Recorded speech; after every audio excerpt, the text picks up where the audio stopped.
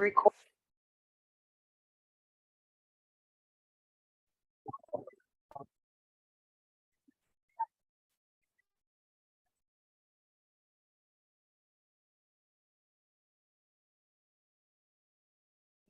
Hello everyone, is my voice Audible? आवाज आ रही है आप सभी को? Good evening everyone.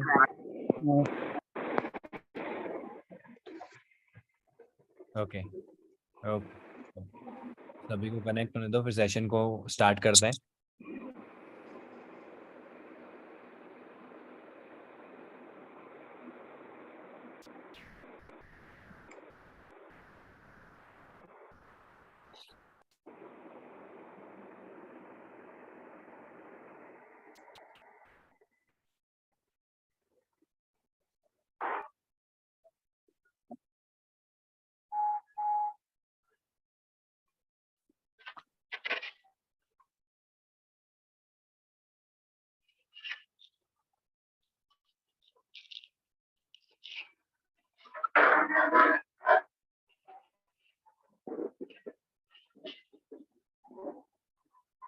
Very good evening everyone. 8:34 पे हम सेशन स्टार्ट करेंगे, तब तक भी लोग कनेक्ट हो जाए। ठीक है, आज हम देखने वाले हैं कंस्ट्रक्टर के बारे में। कंस्ट्रक्टर क्या होता है, कहाँ यूज में आता है, कैसे इसको यूटिलाइज करेंगे हमारी ऐप के अंदर। ठीक है, ओके ओके। जो मैंने प्रोग्राम्स दिए थे आपको प्रीवियस क्लास में, कहाँ है वो? CA greatest of 3 and first N, odd number, first N, even number, first N, prime numbers. ये ट्राई किया आपने? ट्राई किया है तो आप चैट में बता सकते हो या थम्स अप कर सकते हो। चैट में बता दो आप मुझे किस किस ने ट्राई किया है और हो गया है उनसे। Very good Supriya. क्वेश्चन समझ में आया ना आपको? अभी आज सेशन के बाद में मैं और क्वेश्चन दूंगा आपको। आज हमारा थोड़ा थियोरेटिकल सेशन होगा। कंस्ट्रक्ट मतलब प्रैक्टिकल चीजों को समझने के लिए अपन कंस्ट्रक्टर को समझेंगे, फिर उसका प्रैक्टिकल सेशन होगा। बट हम क्या करेंगे, फिर मैं एक सेशन होगा जैसे कल या परसों के क्लास में हम वापस से प्रोग्राम्स वाला सेशन लेंगे, जिसमें जो भी मैंने टास्क अभी तक आपको दिए उन सबको एक एक करके एग्जीक्यूट करेंगे प्रोग्राम्स को। फिर मैं और प्रोग्राम्स दूंगा। इस तरीके से हमारा टॉपिक वाइज प्रैक्टिकल सेशन चलते रहेंगे। सर एक डाउट था क्वेश्चन में, आप पूछो गुनीत।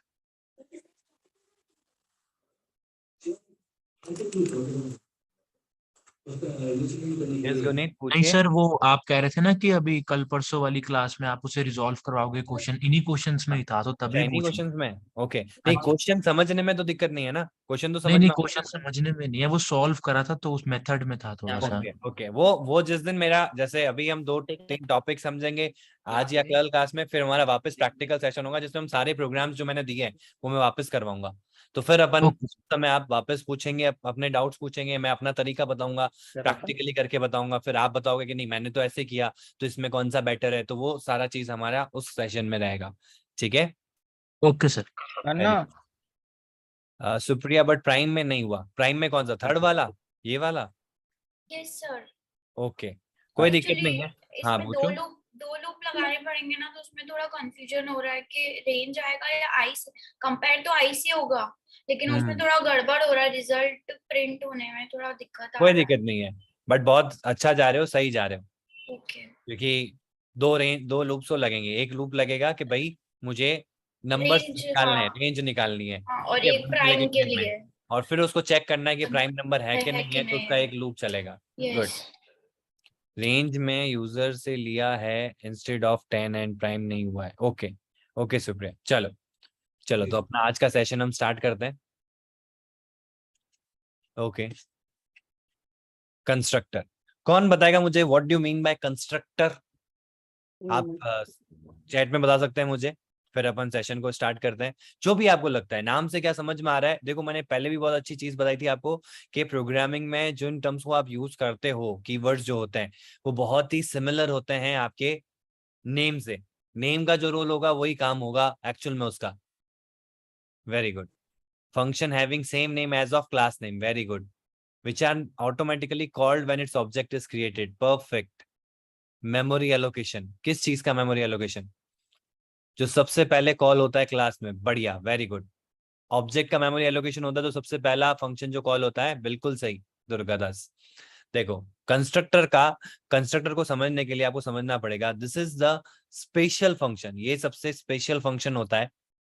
क्यों होता है उसका रीजन बताता हूँ। उसके दो रीजन है। तो कंस्ट्रक्टर की जो डेफिनेशन है ना, वो इस तरीके से डिफाइन, पहले तो हम उसको स्पेशल फंक्शन बोलते हैं। स्पेशल फंक्शन का मतलब क्या होता है? स्पेशल फंक्शन का मतलब ये होता है कि it is named after it's class, named after it's class, class के नेम के ऊपर होगा। जैसा क्लास का नाम होगा वैसा ही आपका कंस्ट्रक्टर होगा, उसी नाम से आपका कंस्ट्रक्टर होगा। फंक्शन, कंस्ट्रक्टर मतलब फंक्शन है, ये ऐसा फंक्शन होगा जो क्लास के नेम से होगा। कैसे? जैसे मैंने बनाया क्लास ए, तो अब कंस्ट्रक्टर कैसा होगा? तो कंस्ट्रक्टर होगा ऐसा, ये होगा कंस्ट्रक्टर। ठीक है। तो फिर दूसरी चीज क्या है इसमें स्पेशल? ये एकमात्र ऐसा फंक्शन होता है जिसमें आपको कुछ रिटर्न नहीं करना होता है। You don't have to return anything, don't return anything, कुछ भी रिटर्न नहीं करता है यहाँ पे। यानी कि इसके आगे वॉइड भी नहीं लगाना होता है, नहीं, आपको वॉइड भी लगाने की जरूरत नहीं है, कुछ भी रिटर्न नहीं करता है। ये रिटर्न करता ही नहीं है, फंक्शन सिर्फ कॉल होता है, ये कभी रिटर्न नहीं होता है। ये ऑब्जेक्ट क्रिएट करने का काम में आता है। तो अब दूसरा स्टेप इसका, ये तो पहला, और ये पहले के 2 पॉइंट हो गए। ये स्पेशल क्यों होता है? क्योंकि ये आपके नेम से होता है, क्लास के नेम से होता है। देख रहे हो आप यहाँ पे, ये क्लास का नाम और आगे मैंने क्या लगा दिया? ब्रैकेट्स लगा दिए। अगर मुझे कोई डेफिनेशन देनी है तो मैं इसके अंदर कर्ली ब्रैकेट्स में ये काम लग कर सकता हूँ। अब दूसरा इसका क्या मेन फीचर होता है? ये तब क्रिएट होता है जब क्लास का ऑब्जेक्ट क्रिएट होता है। ऑब्जेक्ट जब क्रिएट होता है, ऑब्जेक्ट क्रिएशन कॉल्स कंस्ट्रक्टर। इसको वाइस वर्सा भी कर सकते हो। Constructor is called to create an object. Class का ऑब्जेक्ट क्रिएट करने के लिए आपको कंस्ट्रक्टर का कॉल करना पड़ता है, या जब ऑब्जेक्ट क्रिएट होता है तो कंस्ट्रक्टर का कॉल होता है। ठीक है। तो जब हम इस क्लास का ऑब्जेक्ट बनाते हैं, ओके, जब भी हम किसी क्लास का ऑब्जेक्ट बनाते हैं, ये मैंने फर्स्ट क्लास में जब हमने क्लासेस और ऑब्जेक्ट्स देखे थे, याद है आपको? तो मैंने आपको बताया था जैसे कि ये हमारी क्लास है, क्लास यूजर, सपोज दैट। ठीक है। तो इसका हम ऑब्जेक्ट बनाएंगे तो हम क्या करेंगे? ऑब्जेक्ट बनाते वक्त मैंने आपको कहा था कि एक तो वेरिएबल लेना पड़ेगा यूजर क्लास का, तो user u equals to user class का ऑब्जेक्ट बनाना तो यूजर ब्रैकेट, यही आएगा। और ये जो ब्रैकेट आपको दिख रहा है, ये आपको उस समय कंफ्यूज कर रहा होगा कि यार ये तो फंक्शन कॉलिंग हुई ना, ये कहीं जगह से तो क्लास कॉलिंग हुई नहीं। एक्चुअल में ये फंक्शन कॉलिंग ही होती है, ये आपका क्लास का कंस्ट्रक्टर कॉल होता है। और जो यहाँ पे आपको दिख रहा है ना, इसको हम कहते हैं default constructor. This is known as default constructor. तो इसका मतलब क्या होता है? ये इनविजिबल होता है। अब इसको लगा के रखो चाहे मत लगा के रखो, ये तो कॉल होगा ही जब भी क्लास का ऑब्जेक्ट क्रिएट होगा। यानी कि इसको क्रिएट करने की जरूरत नहीं होती है, नहीं, आपको बनाने की जरूरत नहीं होती है, कंस्ट्रक्टर फिर भी रहता है। जब आप एक क्लास को बनाते हो, मैं आपको एग्जैक्टली अभी लेके चलता हूँ एंड्रॉइड स्टूडियो के अंदर और ये चीज करके देखते हैं अपन।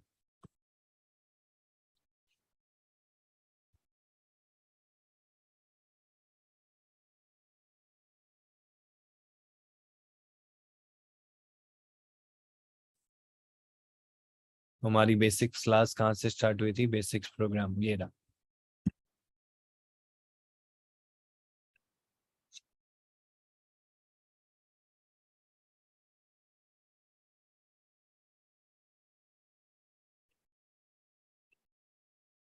ठीक है, ये हमने प्रीवियस क्लास में किया था, तो मैं इसको हटा देता हूँ।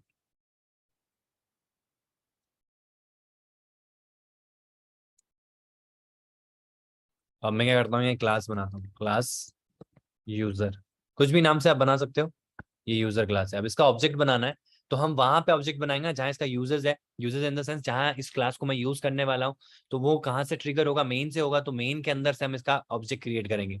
तो हम क्या करेंगे, यहाँ पे एक यूजर क्लास का ऑब्जेक्ट बनाना है, तो उसको हैंडल कौन कर सकता है? यूजर क्लास का वेरिएबल ही हैंडल कर सकता है।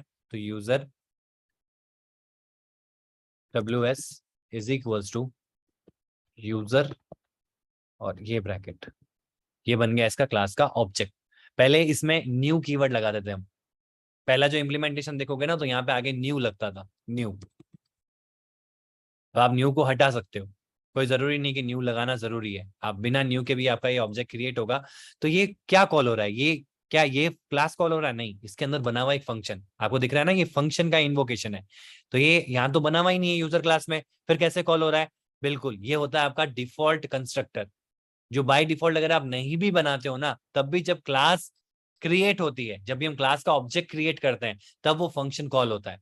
तो क्लास के अंदर डिफॉल्ट होता ही होता है। इसको इस तरीके से समझो कि एक रूम बनाया आपने, आपने किसी बिल्डर को बोला कि एक रूम बनाना है, तो जब उसको बोला कि आपको रूम बनाना है, तो वो क्या करेगा? रूम बनाएगा आपके लिए। क्या ऐसा पॉसिबल है कि वो बिना गेट के रूम बना दे? कोई पॉसिबिलिटी है कि बिना गेट के वो रूम बना सकता है? नहीं बना सकता, बिकॉज अगर वो बिना गेट के रूम बनाएगा तो अपने आप को बंद कर लेगा रूम के अंदर। तो जब भी आप कोई रूम बनाओगे तो एटलीस्ट एक गेट तो होगा ना। वैसे ही जब भी आप क्लास बनाओगे, तो उस क्लास का ऑब्जेक्ट क्रिएट करने के लिए जिस गेट से आप जाओगे, वो आपका कंस्ट्रक्टर फंक्शन होता है। अब समझ में आया? तो अब अगर मुझे बनाना है कंस्ट्रक्टर, तो मैं कैसे बनाऊंगा? ऐसे। ये रहा हमारा constructor, this is default constructor. ठीक है, अब आपको कोई डेफिनेशन देनी है तो आप कहाँ दे सकते हो? ये हटाओ, ये फंक्शन की बॉडी होती है ना फंक्शन जब हम बनाते हैं, तो ये this is known as functions body. और मुझे यहाँ पे कोई लॉजिक बिल्ड करना है, जैसे मैं अभी प्रिंट करवाता हूँ, object created, user object created, मैं ये लिख देता हूँ। तो जब जब यूजर का ऑब्जेक्ट क्रिएट होगा, तब तब ये फंक्शन ट्रिगर होना चाहिए। और ये इसको हम इस फंक्शन को, जो कंस्ट्रक्टर के अंदर का जो फंक्शन होता है, इसके अंदर जो बॉडी होती है, इसके अंदर जो भी हम काम करते हैं, इसको हम बोलते हैं init block. This block is known as init block. Init block का मतलब क्या होगा? ये सबसे पहले कॉल हो रहा है फंक्शन, इसलिए इनिशियलाइज फंक्शन भी हो गया। ये यूजर के अंदर सबसे पहले कॉल होगा। अब जैसे मैं यहाँ पे एक ऐड फंक्शन बनाता हूँ, जैसे कि हमने प्रीवियस क्लास में करके देखा था, मैथमेटिक ऑपरेशन नाम से क्लास बनाई थी, उसमें ऐड फंक्शन बनाया था। तो जब हम क्लास का ऑब्जेक्ट क्रिएट करते हैं, तो सबसे पहले आपका कंस्ट्रक्टर कॉल होता है। इसको बताने के लिए मैं ये कर रहा हूँ। डिफॉल्ट आपका ये नहीं है, डिफॉल्ट कंस्ट्रक्टर होता है। ठीक है, ऐड फंक्शन है, इसके अंदर हम क्या करेंगे?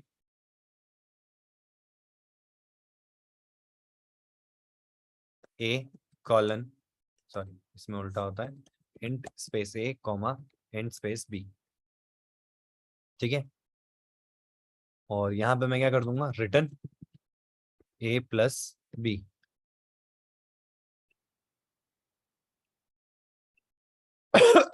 अभी कोई सजेशन नहीं दे रहा है मुझे, क्योंकि यहाँ पे मेरा एरर आ रहा है डाटा एनालिसिस में। कोई दिक्कत नहीं है, मैं यहाँ डिफॉल्ट वैल्यू देता हूँ 0, इधर भी डिफॉल्ट वैल्यू कर देता हूँ 0।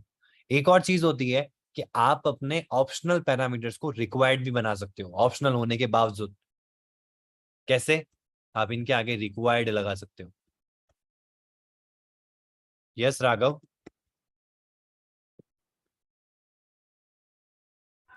सर मैं थोड़ा सा कंफ्यूज हो रहा हूँ, हाँ मुझे इतना गाइड कर दीजिए। जो हम आपने ये फंक्शन बनाया करली ब्रेसेस हाँ में, हाँ। इनको हम नेम्ड बोलेंगे या ऑप्शनल पैरामीटर बोलेंगे?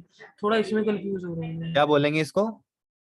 जैसे आपने ब्रैकेट्स में करली ब्रैकेट लगाया है ना, हम्म।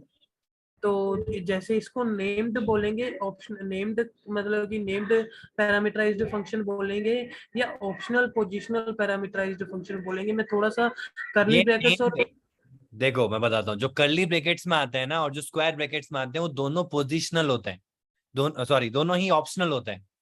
बट जो आपके स्क्वायर ब्रैकेट्स में आते हैं वो पोजिशनल ऑप्शनल होते हैं, और जो स्क्वायर कर्ली ब्रैकेट्स में आते हैं वो आपके नेम्ड ऑप्शनल पैरामीटर्स होते हैं।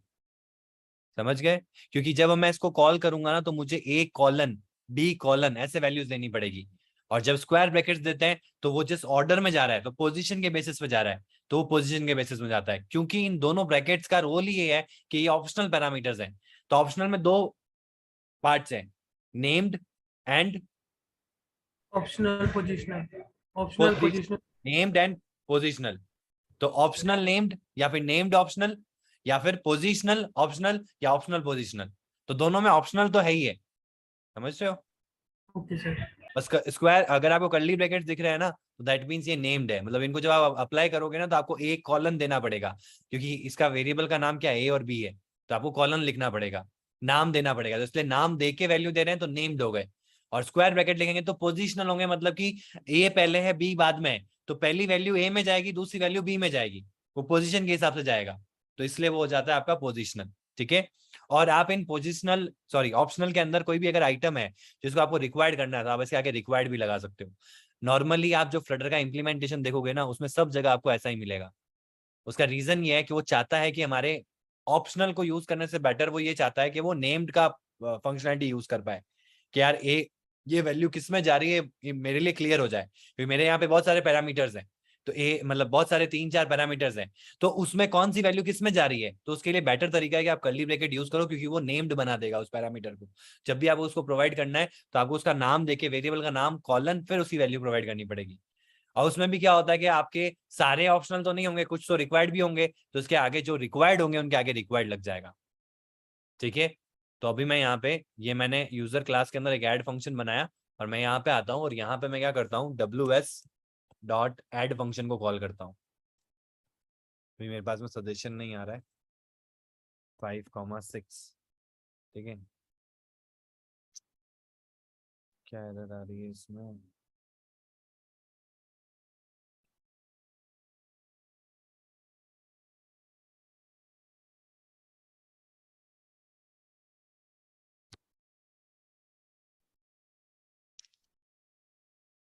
एक सेकंड, लगाए सर। चलो कोई नहीं, अपन ऐसे कर देते हैं a:5, ये ऐसा आएगा b:6।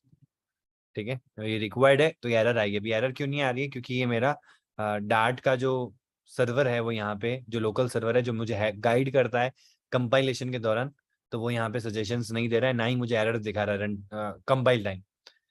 ठीक है, और अपन यहाँ पे कॉलन लगा देते हैं, अपन ने इम्प्लीमेंटेशन सही किया है। अब क्या होगा कि जब भी मैं इस क्लास का ऑब्जेक्ट क्रिएट करूंगा तो ये क्या करेगा, यूजर का कंस्ट्रक्टर कॉल करेगा, कंस्ट्रक्टर कॉल करते ही प्रिंट हो जाएगा। जितनी बार भी ये यूजर का ऑब्जेक्ट क्रिएट होगा उतनी बार ये जो ब्लॉक है हमारा ये एग्जीक्यूट होगा, इसलिए इसको कहते हैं इनिट ब्लॉक। सबसे पहला जो फंक्शन एग्जीक्यूट होगा वो ये फंक्शन एग्जीक्यूट होगा। फिर मैंने इसके आगे देखो ws.add कर रखा है, तो अब ये हमारा ऐड फंक्शन कॉल होगा। ठीक है, अगर मैं डायरेक्ट देना चाहूँ तो मैं डायरेक्ट भी दे सकता हूँ, मुझे वेरिएबल में नहीं डालना है इसको, मेरे को सिर्फ फंक्शन को एग्जीक्यूट करवाना है, तो मैं ऐसे डायरेक्ट भी कॉल कर सकता हूँ। ऑब्जेक्ट बनाया, ऑब्जेक्ट के बनने के बाद में मैं उसके अंदर के फंक्शंस को कॉल कर सकता हूँ, मेंबर्स को कॉल कर सकता हूँ, तो मैंने मेंबर्स को कॉल किया और यहाँ से मुझे क्या होगा, इन दोनों का सम रिटर्न होगा, और मैं इसको एक वेरिएबल में स्टोर कर लेता हूँ, इंट सम इक्वल्स टू, और मैं क्या करवा दूंगा, प्रिंट करवा दूंगा, प्रिंट सम। ठीक है, इसको रन करते हैं।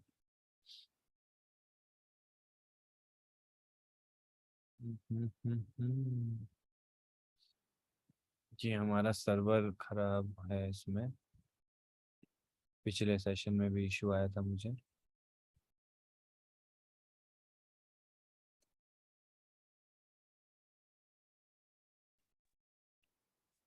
सो एक बार क्लोज करते हैं अपन। सर सेमीकोलन भी सेमीकोलन कहाँ पे, हाँ आएंगे ना। एक्चुअल में ये क्या है ना, मेरा कंपाइल नहीं कर, मतलब रन टाइम मुझे सजेशंस नहीं दे रहा है, ना ही एरर्स दिखा रहा है, अभी भी रन भी नहीं होने दे रहा है, तो मुझे इसको रिपेयर करना पड़ेगा। सर डार्ट पैड यूज और करके नीचे जो यूजर वाला कंस्ट्रक्टर था वहां पे सेमीकोलन नहीं आएगा? कहाँ पे, एक सेकंड चलने दो फिर पूछते हैं। एक्चुअल में क्या है ना, यहाँ पे एरर आता है, अभी वो एरर्स नहीं आ रहा है ना, उसके लिए मैं वापस क्या कर रहा हूँ, इसको एक बार रीस्टार्ट कर रहा हूँ, क्योंकि ये मेरे को रन भी नहीं करने दे रहा है।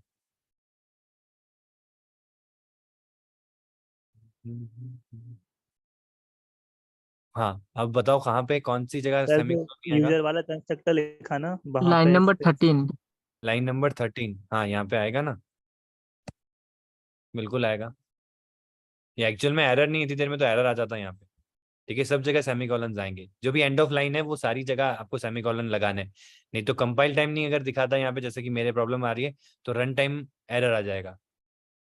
ये रन करने का ऑप्शन भी नहीं आ रहा मेरे पास में, एक सेकेंड एक और चीज करते हैं।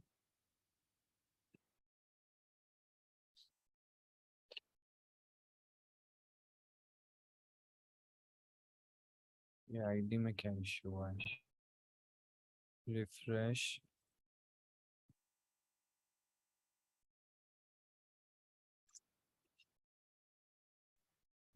सर इसका ऑब्जेक्ट सर ऑब्जेक्ट नहीं आईडी का बनाया क्या पाथ सर? चेंज नहीं हो गया? सर इसका ऑब्जेक्ट नहीं बनाया क्या? किसका object?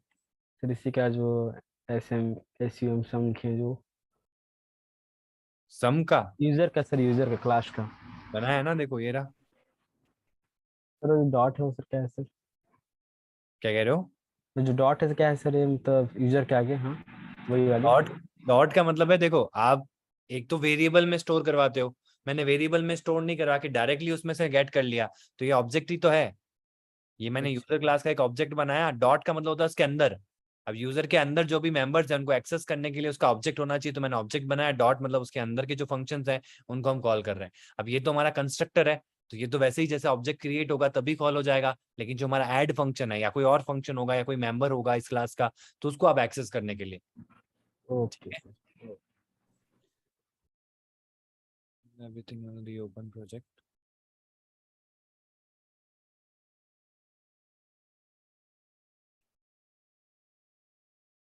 Flutter device daemon more notification.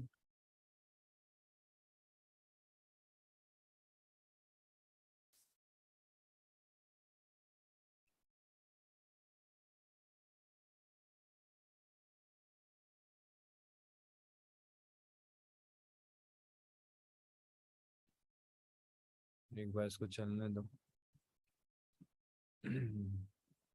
ये अभी शाम से इशू क्रिएट कर रहा है, माइट बी कुछ तो भी अपडेट हुआ है इसमें। प्रोजेक्ट में सारी फाइल्स तो सही है, okay.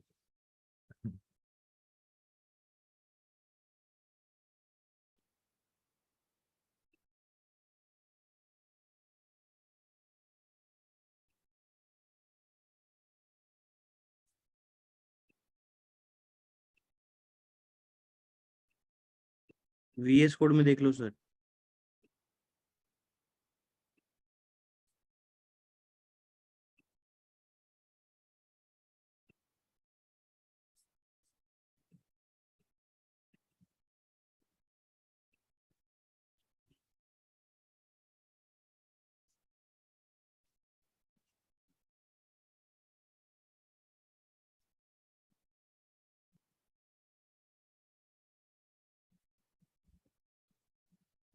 Increase the maximum number of file handles. Okay. Just give me 5 minutes, एक बार मैं इसको सही कर दूं, क्योंकि बहुत ज़्यादा मेरा प्रोग्राम चलते रहता है ना पैरेलल क्लासेस के अंदर, तो कोई यहाँ पे सेटिंग।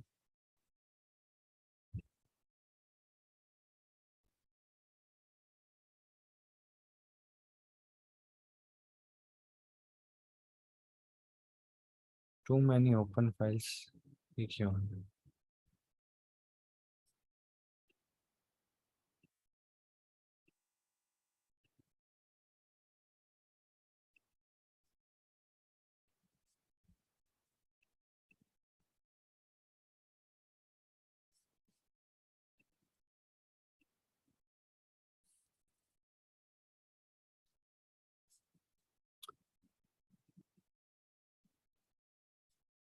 एक नया प्रोजेक्ट क्रिएट करते हैं अपन।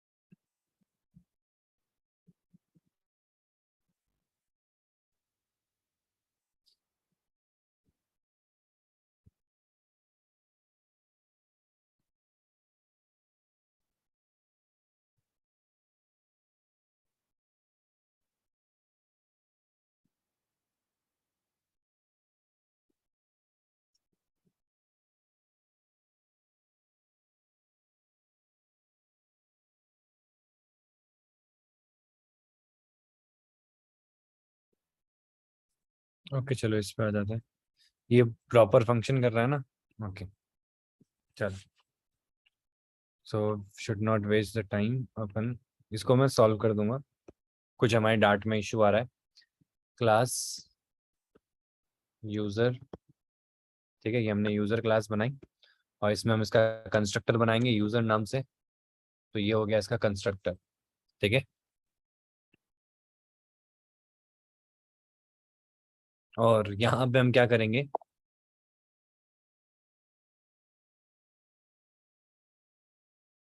ब्लॉक बनाएंगे।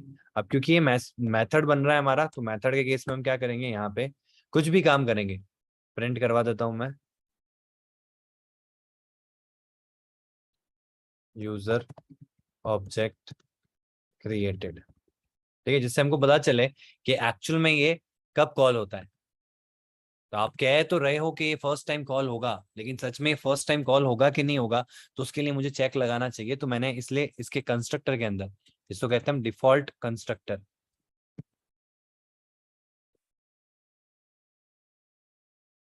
ठीक है। और अब हम इसको यहाँ पे ऑब्जेक्ट क्रिएट करते हैं इसका। तो ऑब्जेक्ट कैसे क्रिएट करेंगे, जैसे कि हम नॉर्मल किसी भी क्लास का ऑब्जेक्ट क्रिएट करते हैं, क्लास का नाम और ये इसका ऑब्जेक्ट क्रिएशन, ठीक है। इसको किसी वेरिएबल में स्टोर करना है तो यूजर नाम से हम बना सकते हैं, यूजर ए इक्वल्स टू ए करना चाहो, कुछ भी नाम देना चाहो, ये वेरिएबल का नाम है, ठीक है। और अब हम इसको रन करते हैं, एग्जीक्यूट। सेमीकोलन नहीं लगाया अपन ने यहाँ पे, ये रहा, सेमीकोलंस को मिस नहीं करना है, ठीक है।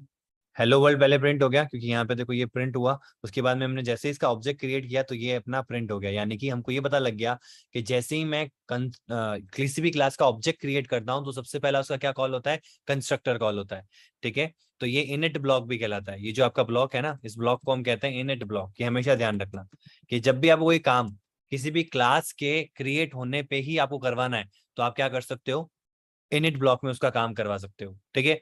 अब मैं यहाँ पे चाहता हूँ कि यार ये जो ऑब्जेक्ट क्रिएट हुआ है ये किसने क्रिएट किया है। जैसे WS नाम से तो है यूजर, लेकिन मुझे नहीं पता ये यूजर जो WS नाम से है कि नहीं है। मैंने तो सिर्फ नाम दिया है WS। जब ऑब्जेक्ट क्रिएट होगा तब थोड़ा ना पता चल रहा है मुझे। तो यहाँ तो हमेशा यूजर ऑब्जेक्ट क्रिएट लिखा हुआ आ रहा है। मैं चाहता हूँ कि यार ये WS यहाँ पे आए और जो भी मैं नाम दे रहा हूँ, मतलब जैसे मैं दे रहा हूँ WS तो आए WS ऑब्जेक्ट क्रिएटेड, या WS user, user name WS created. फिर मैं नाम दूं साथ में कि भाई रमन, तो आ जाएगा यूजर नेम रमन क्रिएटेड। समझ रहे हो? तो ये वो डिफरेंशिएशन जो मैंने आपको कहा था ना, क्लास क्रिएट कर दी, फिर हम इसमें क्या कर सकते हैं, एट्रीब्यूट्स के बेसिस पे हम फ्लेवर्स क्रिएट कर सकते हैं। तो वो कैसे प्रोवाइड करेंगे हम, कंस्ट्रक्टर के थ्रू। तो जो हमारा कंस्ट्रक्टर है इसमें हमको वैल्यूज अपडेट करनी होगी। कैसे करेंगे देखना, बहुत अच्छे से समझना।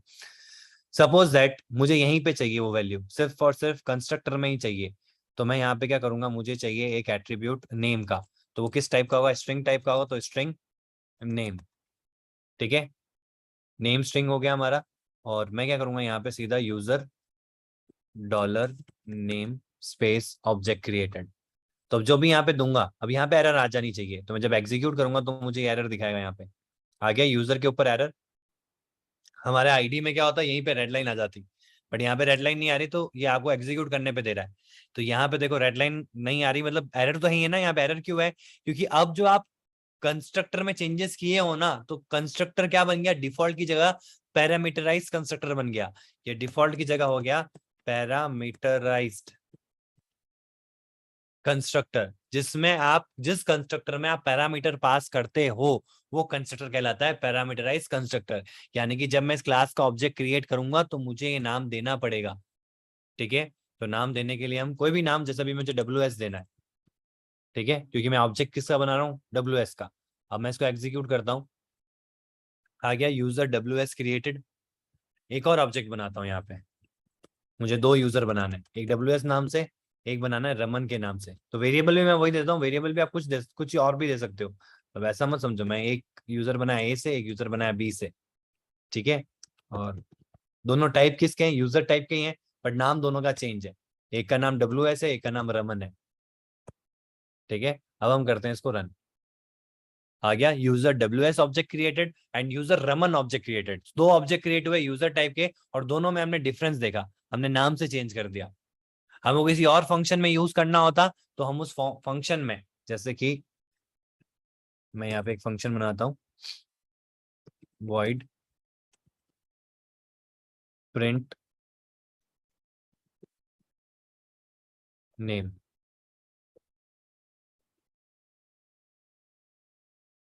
ठीक है। और ये जो काम हम करेंगे वो यहाँ ना करके यहाँ करेंगे, ठीक है। अब जो हमारा नेम है, या तो मैं नेम को आगे भेजूं इधर फंक्शन में, क्योंकि ये नेम तो कहाँ है, यहाँ पड़ा है ना। और मैंने आपको बताया था कि हर एक का स्कोप होता है, जैसे इधर को इधर ब्रैकेट में जो डिक्लेयर्ड है वो इसी में यूज में आ सकता है, इस ब्रैकेट में यूज में आ सकता है। जो इस क्लास में डिक्लेयर्ड है वो पूरे क्लास में यहाँ तक यूज में आ सकता है, और जो इस फंक्शन में डिक्लेयर है वो इसी फंक्शन में आ सकता है। तो जो नेम है वो तो यहाँ डिक्लेयर है, तो यहाँ तो नेम मिलेगा ही नहीं। इसको रन करके देख लेते हैं अपन।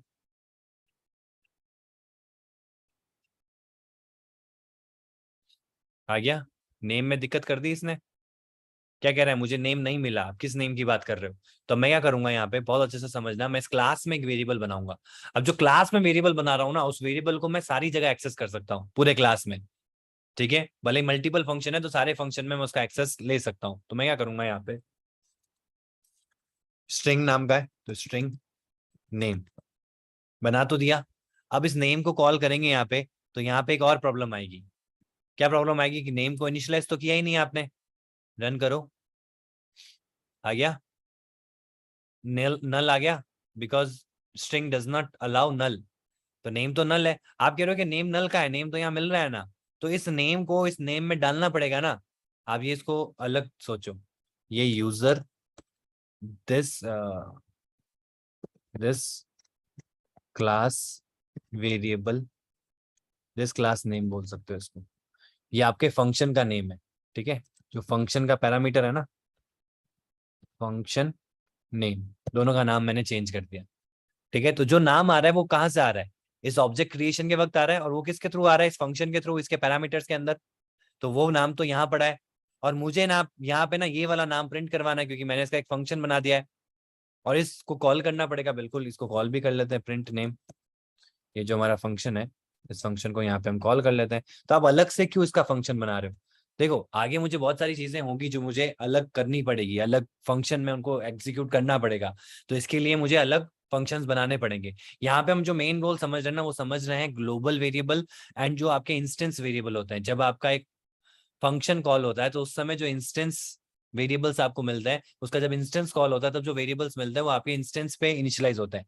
और जो क्लास वाले होते हैं, वो जब क्लास का ऑब्जेक्ट क्रिएट होता है तब उनकी उनके अंदर जो वैल्यू असाइन होती है वो उनको असाइन की जाती है, मतलब वो क्लास का एक्सेसिबल होता है। यहाँ पे जो वेरिएबल्स बनेंगे वो यहीं तक एक्सेसिबल होंगे। यूजर में जो बनेंगे, मतलब क्लास में जो बनेंगे, वो पूरे क्लास में एक्सेसिबल होंगे। तो मैंने ये वाले क्लास को वेरिएबल को यहाँ यूज कर लेना है, ठीक है। और यहाँ पे लगा देंगे अपन डॉलर, ठीक है। बट अभी तो हमने बात करी थी, ये तो फंक्शन, ये वेरिएबल तो इनिशियलाइज हुआ ही नहीं, तो हम क्या करेंगे, इसको इनिशियलाइज कर देंगे। तो this class name is equals to fun name. इससे मैंने आपको ये बताया कि दोनों अलग अलग है, लेकिन इनमें वैल्यूज हमको स्टोर करवानी है। तो ये जो हमारे पास में वेरिएबल आए वैल्यू लेके आएगा, इसकी वैल्यू को हमने किस में स्टोर करवा दिया, इसमें स्टोर करवा दिया।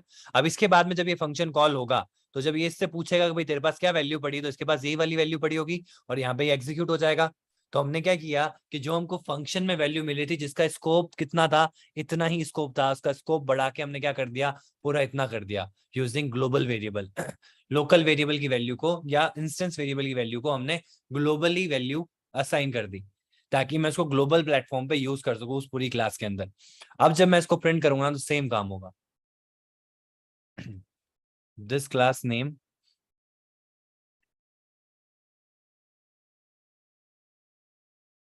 दिस क्लास नेम, स्पेलिंग में कोई मिस्टेक है क्या?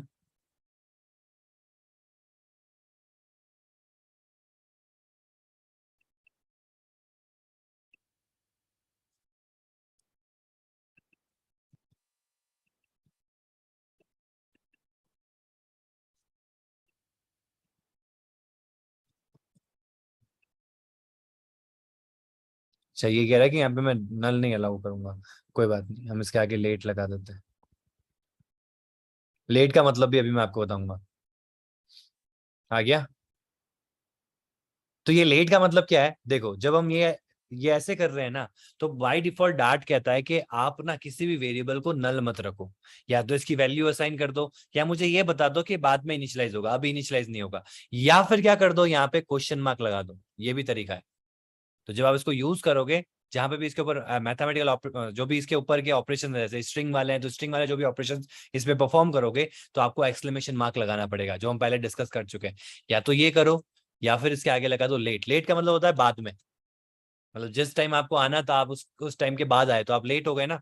तो इसका मतलब क्या है कि मैं जो ये वेरिएबल ले रहा हूं ना यहाँ पे, ये लेट इनिशियलाइज होगा, अभी इनिशियलाइज नहीं होगा। तो कंपाइलर ने बोला ठीक है, मैं बाद में इसके लिए वेट करूंगा। तो हमने कहा ठीक है, बाद में मिल जाएगा, और हमने इसको इनिशियलाइज भी किया है ना। देखो यहाँ पे जैसे ही यूजर क्लास का ऑब्जेक्ट क्रिएट होगा, तो सबसे पहले तो यही फंक्शन कॉल होगा, और सबसे पहले कॉल होता ही मैंने इस वेरिएबल को क्या कर दिया, इनिशियलाइज कर दिया, जो भी मैं वैल्यू लेके आ रहा हूँ साथ में, और उसको मैं यहाँ पे यूज कर पा रहा हूँ। अब इसका एक बेटर तरीका क्या होता है कि आपने दोनों में काम तो एक ही कर रहे हो, दोनों में नेम ही स्टोर कर रहे हो, और दोनों का नाम आपने अलग अलग क्यों किया? ऐसा जरूरी होता है क्या? नहीं, उल्टा होता है। हम याद कैसे रखेंगे, जैसा काम हो रहा है ना वैसा ही नाम होना चाहिए, तो दोनों का नाम नाम ही रखो ना, बिल्कुल रख सकते हैं। बट प्रॉब्लम क्या है पता है आपको, नेम इधर भी रखेंगे और नेम इधर भी रखेंगे, क्या होगा इससे? कौन बताएगा मुझे? Name local equals to variable, name, name equals to name में क्या होगा? लोकल वेरिएबल को प्रायोरिटी देता है कंस्ट्रक्टर हाँ वाले वेरिएबल।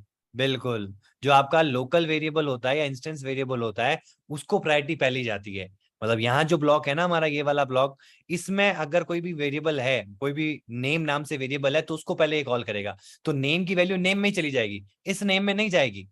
तो अब मुझे क्या करना होगा, अब मुझे क्लास के वेरिएबल को कॉल करना पड़ेगा, क्योंकि उसमें वैल्यू देनी है ना, और दोनों का नाम सेम है। दोनों का नाम अलग होता तो कोई दिक्कत नहीं है, बट दोनों का नाम अलग देने का सेंस नहीं है, क्योंकि दोनों में काम तो एक जैसा ही हो रहा है, बस उनका स्कोप ही तो हम चेंज करवा रहे हैं। तो हम क्या करेंगे, इसके आगे लगा देंगे दिस।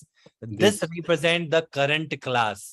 जिस क्लास की बात हो रही है उस क्लास का रेफरेंस लेने के लिए हम दिस लगाते हैं। डॉट का मतलब होता है उसके अंदर, ठीक है। तो this dot name equals to name. अब क्या होगा, ये नेम इस नेम के अंदर वैल्यू को स्टोर करवा देगा।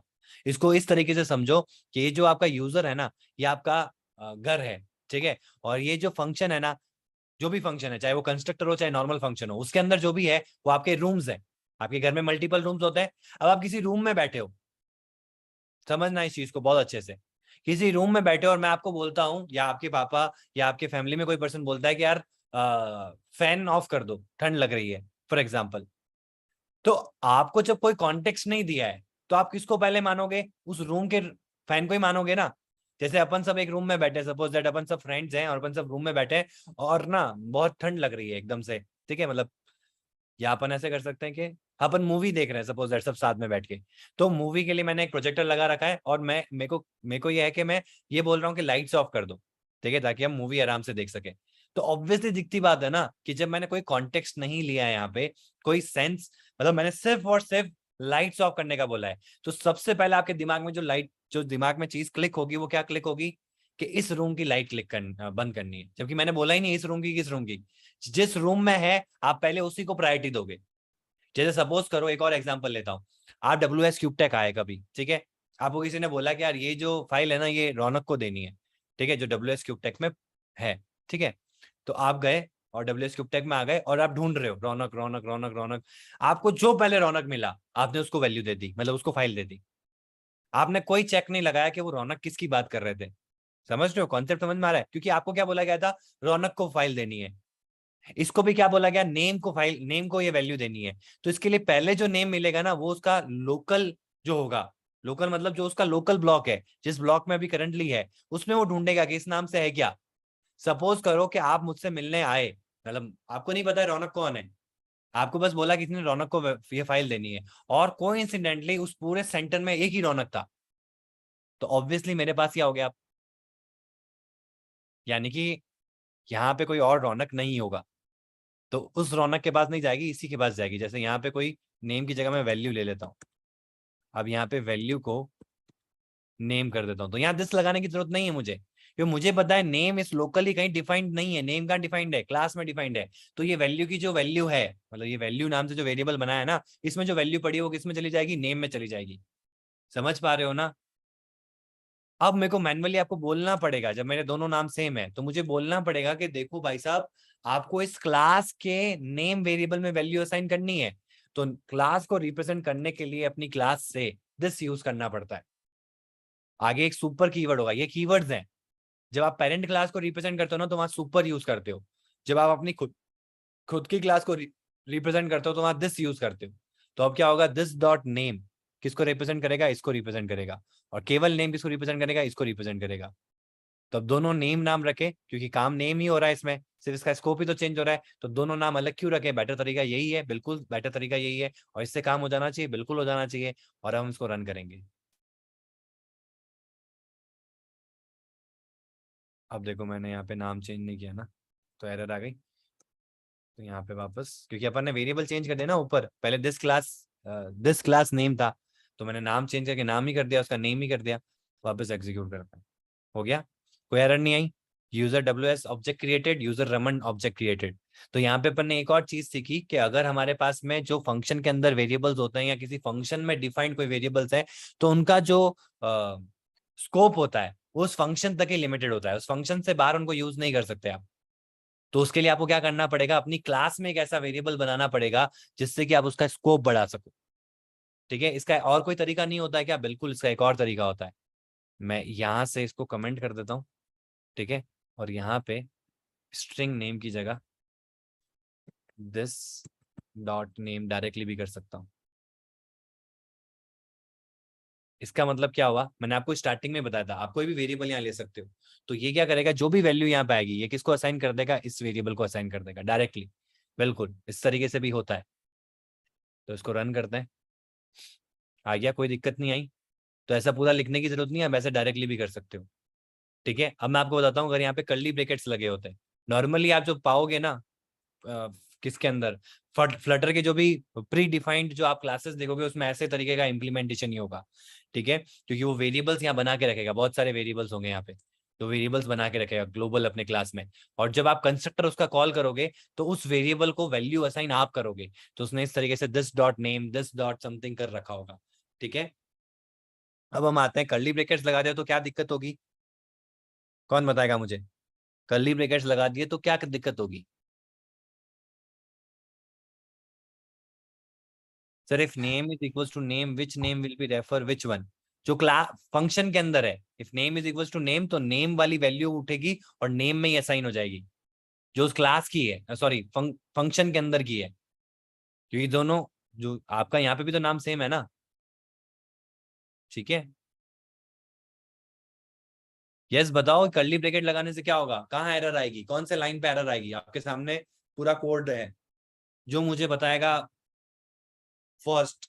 सबके आंसर आने चाहिए। अब कर्ली ब्रैकेट से क्या होता है, 5 नंबर लाइन पे, वेरी गुड।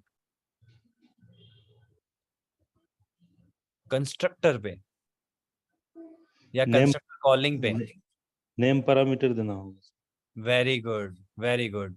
ये क्या है, आपके नेम्ड पैरामीटर्स हैं, तो आपको जब इनको कॉल करना होगा ना यहाँ पे, तो आपको लिखना पड़ेगा नेम कॉलन। आप इसको रन करो एक बार, आ गया दिस डॉट नेम के ऊपर,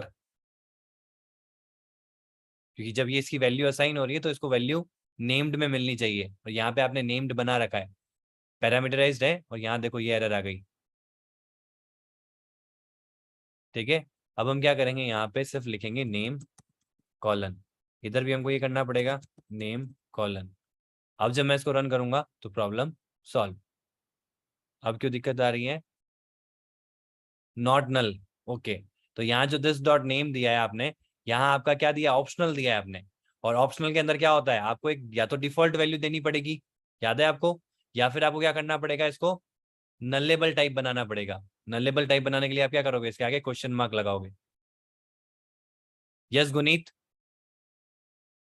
सर ये जो आपने दिस डॉट नेम वाला जो हाँ बताया यूजर के अंदर जो आपने लिया हाँ ऑप्शनल वाले पार्ट के अंदर, वो हाँ बता हाँ। दो, थोड़ा कंफ्यूजन है नेम वाले में।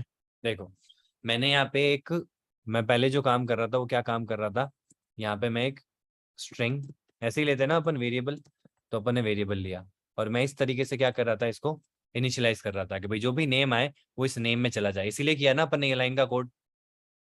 ठीक है, यही काम होता है इसका। अब मैंने कहा कि यार ये नेम को इसमें डालना है, तो डायरेक्टली हम इतना काम क्यों कर रहे हैं, वेरिएबल ले रहे हैं फिर उसकी वैल्यू को ला रहे हैं और फिर इधर डाल रहे हैं। तो जो वैल्यू आ रही डायरेक्टली दिस डॉट नेम में भेज दो। ये वेरिएबल बना रखा है ना आपने, ये जो ऊपर वेरिएबल बना है इसमें तो वैल्यू डालनी है मुझे, और इस फंक्शन में तो कोई काम है नहीं। मुझे इस फंक्शन में सिर्फ ये काम है कि जो नेम की वैल्यू आ रही है वो मुझे इस नेम में डालनी है, ताकि मैं इसको ग्लोबली यूज कर सकूं पूरे क्लास के अंदर। तो मैंने क्या किया कि जो काम एक्चुअल में नेम को असाइन कर रहा है वो यहाँ पे मैंने प्रोवाइड कर दिया, इसकी जगह मैंने डाल दिया दिस डॉट नेम। तो अब जो भी नेम की वैल्यू आ रही है वो कहाँ जा रही है, इसके अंदर जा रही है। अब मुझे ये लाइन लिखने की जरूरत नहीं है। समझ में आया? Okay sir. ठीक है, मतलब ये मैंने आपको स्टार्टिंग में बताया था ना कि आप जैसे आप स्ट्रिंग नेम करते हो, आप भले ही स्ट्रिंग मत लिखो, आप ऐसे भी लिखोगे ना तब भी चलेगा। आप टाइप डेफिनेशन मत दो, ऑटोमेटिकली जो वैल्यू वहां से आ रही है ना उसके हिसाब से पैरामीटर की वैल्यू असाइन हो जाएगी। ठीक है, तो अपन जो भी यहाँ लिखेंगे ना वो ऑटोमेटिकली उसको रीड कर लेगा। तो यहाँ पे जो हमने दिया है फंक्शन में दिस डॉट नेम दिया है, तो जब ये कॉल होगा तो WS कहाँ जाएगा, दिस डॉट नेम में। तो दिस डॉट नेम कौन है, दिस मतलब यूजर, यूजर के अंदर नेम फंक्शन, ये नेम वेरिएबल, नेम वेरिएबल में आपका WS असाइन हो जाएगा। बट यहाँ पे प्रॉब्लम क्या आ रही है, यहाँ पे प्रॉब्लम आ रही है कि आप जो यहाँ पे वेरिएबल ले रहे हो ना वो वेरिएबल ऑप्शनल है। क्योंकि यहाँ पे देखो क्या हो रहा है, कर्ली ब्रैकेट्स लग गए, तो कर्ली ब्रैकेट्स नेम्ड तो है लेकिन वो ऑप्शनल भी तो है। तो ऑप्शनल के केस में क्या होगा, अगर आप यहाँ नहीं भी दोगे ना तो एरर नहीं आएगी। अब ये तो ऑप्शनल है, तो अगर किसी ने ऑप्शनल दे दिया, किसी ने नाम ही नहीं दिया, तो फिर मैं कैसे वैल्यू असाइन करूंगा इसको। तो इसके केस में क्या होगा, आप यहाँ पे क्वेश्चन मार्क लगा सकते हो। ये वही चीज है ना जो अपन ने करी थी। जब भी आप ऑप्शनल लेते हो तो आपको क्या करना पड़ता है, या तो टाइप करना पड़ता है। देखो मैं फिर से लेता हूँ, आपको कंफ्यूजन हो रहा है। तो यहाँ पे अपन क्या करते हैं, अपन ऐसे लिखते हैं ना स्ट्रिंग नेम। अब समझो कि आपने इसके अंदर ही लगा दिया, ये ऐसे लगा सकते हैं ना, तो अभी भी तो एरर आएगी जब आप ये वाला काम करोगे।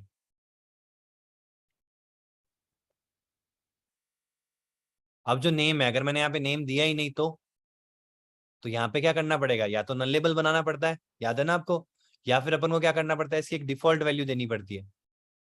दोनों में से एक काम करना पड़ता है। और फिर जहां पे भी आप इसको लगाते हो वहां पे आप चेक लगाते हो कि अगर ये नल नहीं होगा तो ये काम होगा, नहीं तो ये काम नहीं होगा। ऐसे ही करते हैं अपन ने, ये जो अपन ने प्रीवियस टू प्रीवियस क्लास देखी थी उसमें अपन ने ये चीज सीखी थी। ठीक है, तो मैं वापस उसको थोड़ा एडवांस वे में लिख रहा हूँ। यस दीक्षित। Hello, sir. हाँ बोलो। Sir, late means can accept null, right? Why we are giving again question mark in the constructor? देखो दोनों चीजें समझो।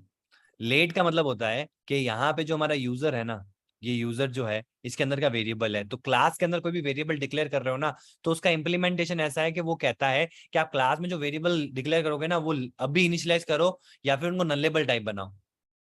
या तो आप इसको लेट हटा दो और इसको इस तरीके से कर दो क्वेश्चन मार्क। ठीक है, तो ये नलेबल टाइप हो गया, तो अब ये कोई एरर नहीं देगा यूजर क्लास के अंदर। ठीक है, तो मैंने कहा कि नहीं यार मैं तो इसको बाद में इनिशियलाइज करूंगा और नलेबल भी नहीं बनाना है, तो मैंने इसके उस समय के लिए मैंने इसके आगे लेट लगा दिया। ठीक है, बट अभी जो मेरा इंप्लीमेंटेशन हो रहा है वो क्या कह रहा है मुझसे कि यार आपका नाम जब ये ऑब्जेक्ट क्रिएट होगा तो ये नाम की वैल्यू यहाँ पे असाइन होगी। तो सपोज करो अगर कोई नाम नहीं आता है तो ये जो नेम है इसकी कोई डिफॉल्ट वैल्यू भी तो होनी चाहिए, या ये नलेबल टाइप का होना चाहिए। तो मैंने कहा ठीक है मैं इसको नलेबल बना देता हूँ। तो अगर आपने नलेबल बना दिया तो फिर आप लेट मत लगाओ, कोई दिक्कत नहीं है। फिर जहां आप यूज करोगे वहां पे आप एक्सक्लेमेशन मार्क लगाओ। लेट तो सिर्फ ये रिप्रेजेंट कर रहा है कि मैं अभी इनिशियलाइज नहीं करूंगा, बाद में इनिशियलाइज करूंगा। तो अब हम इसको वैसे भी क्वेश्चन मार्क वाली बना रहे हैं क्योंकि अपन को यहाँ पे चाहिए ही चाहिए ये चीज। या फिर आप क्या कर सकते हो, इसको भी नलेबल नहीं बनाना है तो आप इसके आगे, अभी मैंने बताया इसके आगे क्या लगा सकते हो, रिक्वायर्ड लगा सकते हो।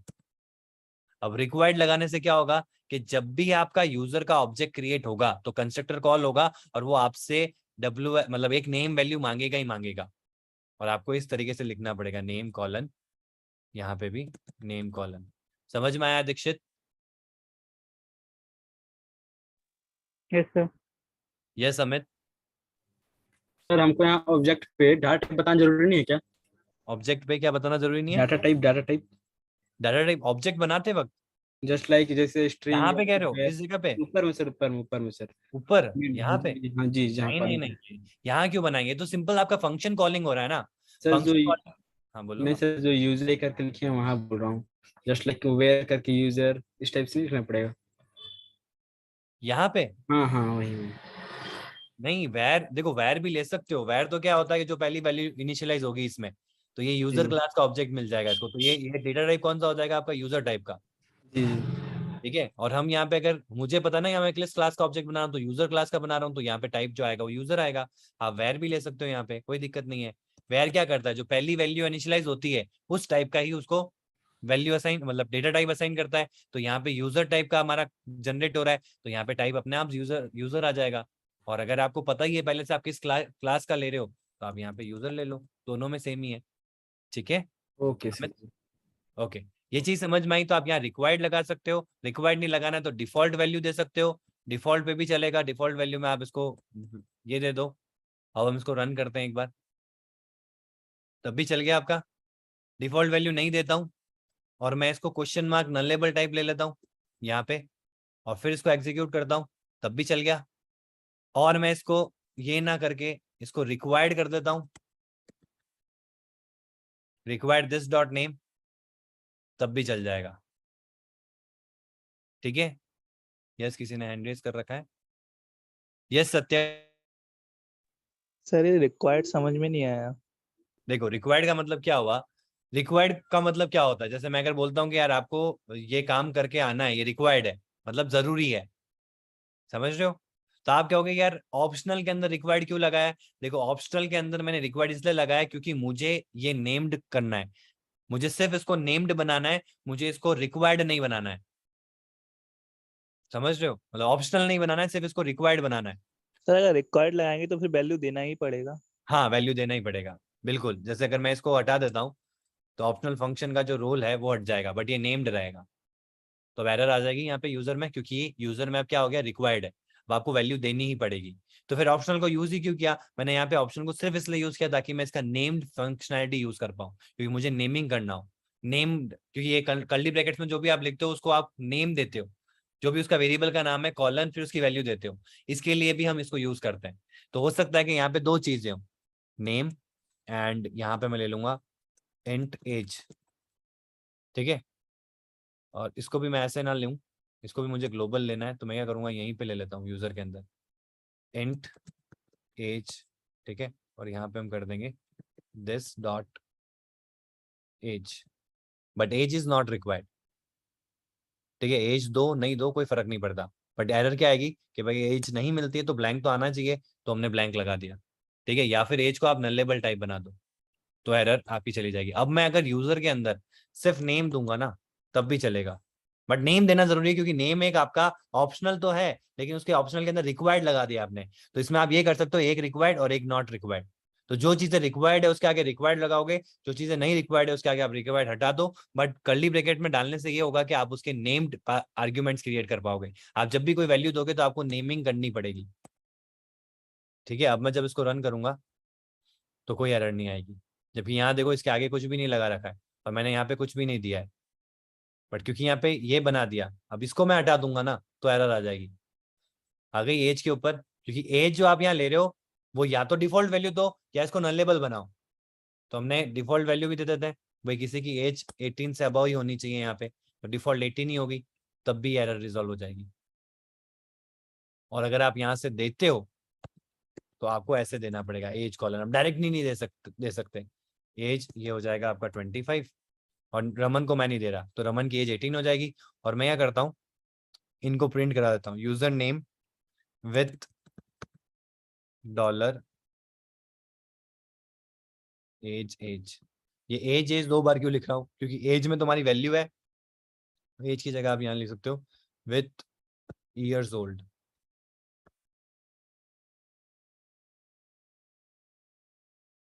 ठीक है, अब आप देखना क्या होता है, एग्जीक्यूट करेंगे, आ गया user WS with 25 years old object created, user Raman with 18 years old. तो यहाँ तो 18 कुछ दिया ही नहीं ना, तो डिफॉल्ट 18 आ गया। समझ में आया अमित? यस गुनीत, यस दीक्षित, हाँ देवेंद्र बोलो। सर हाँ बोलो।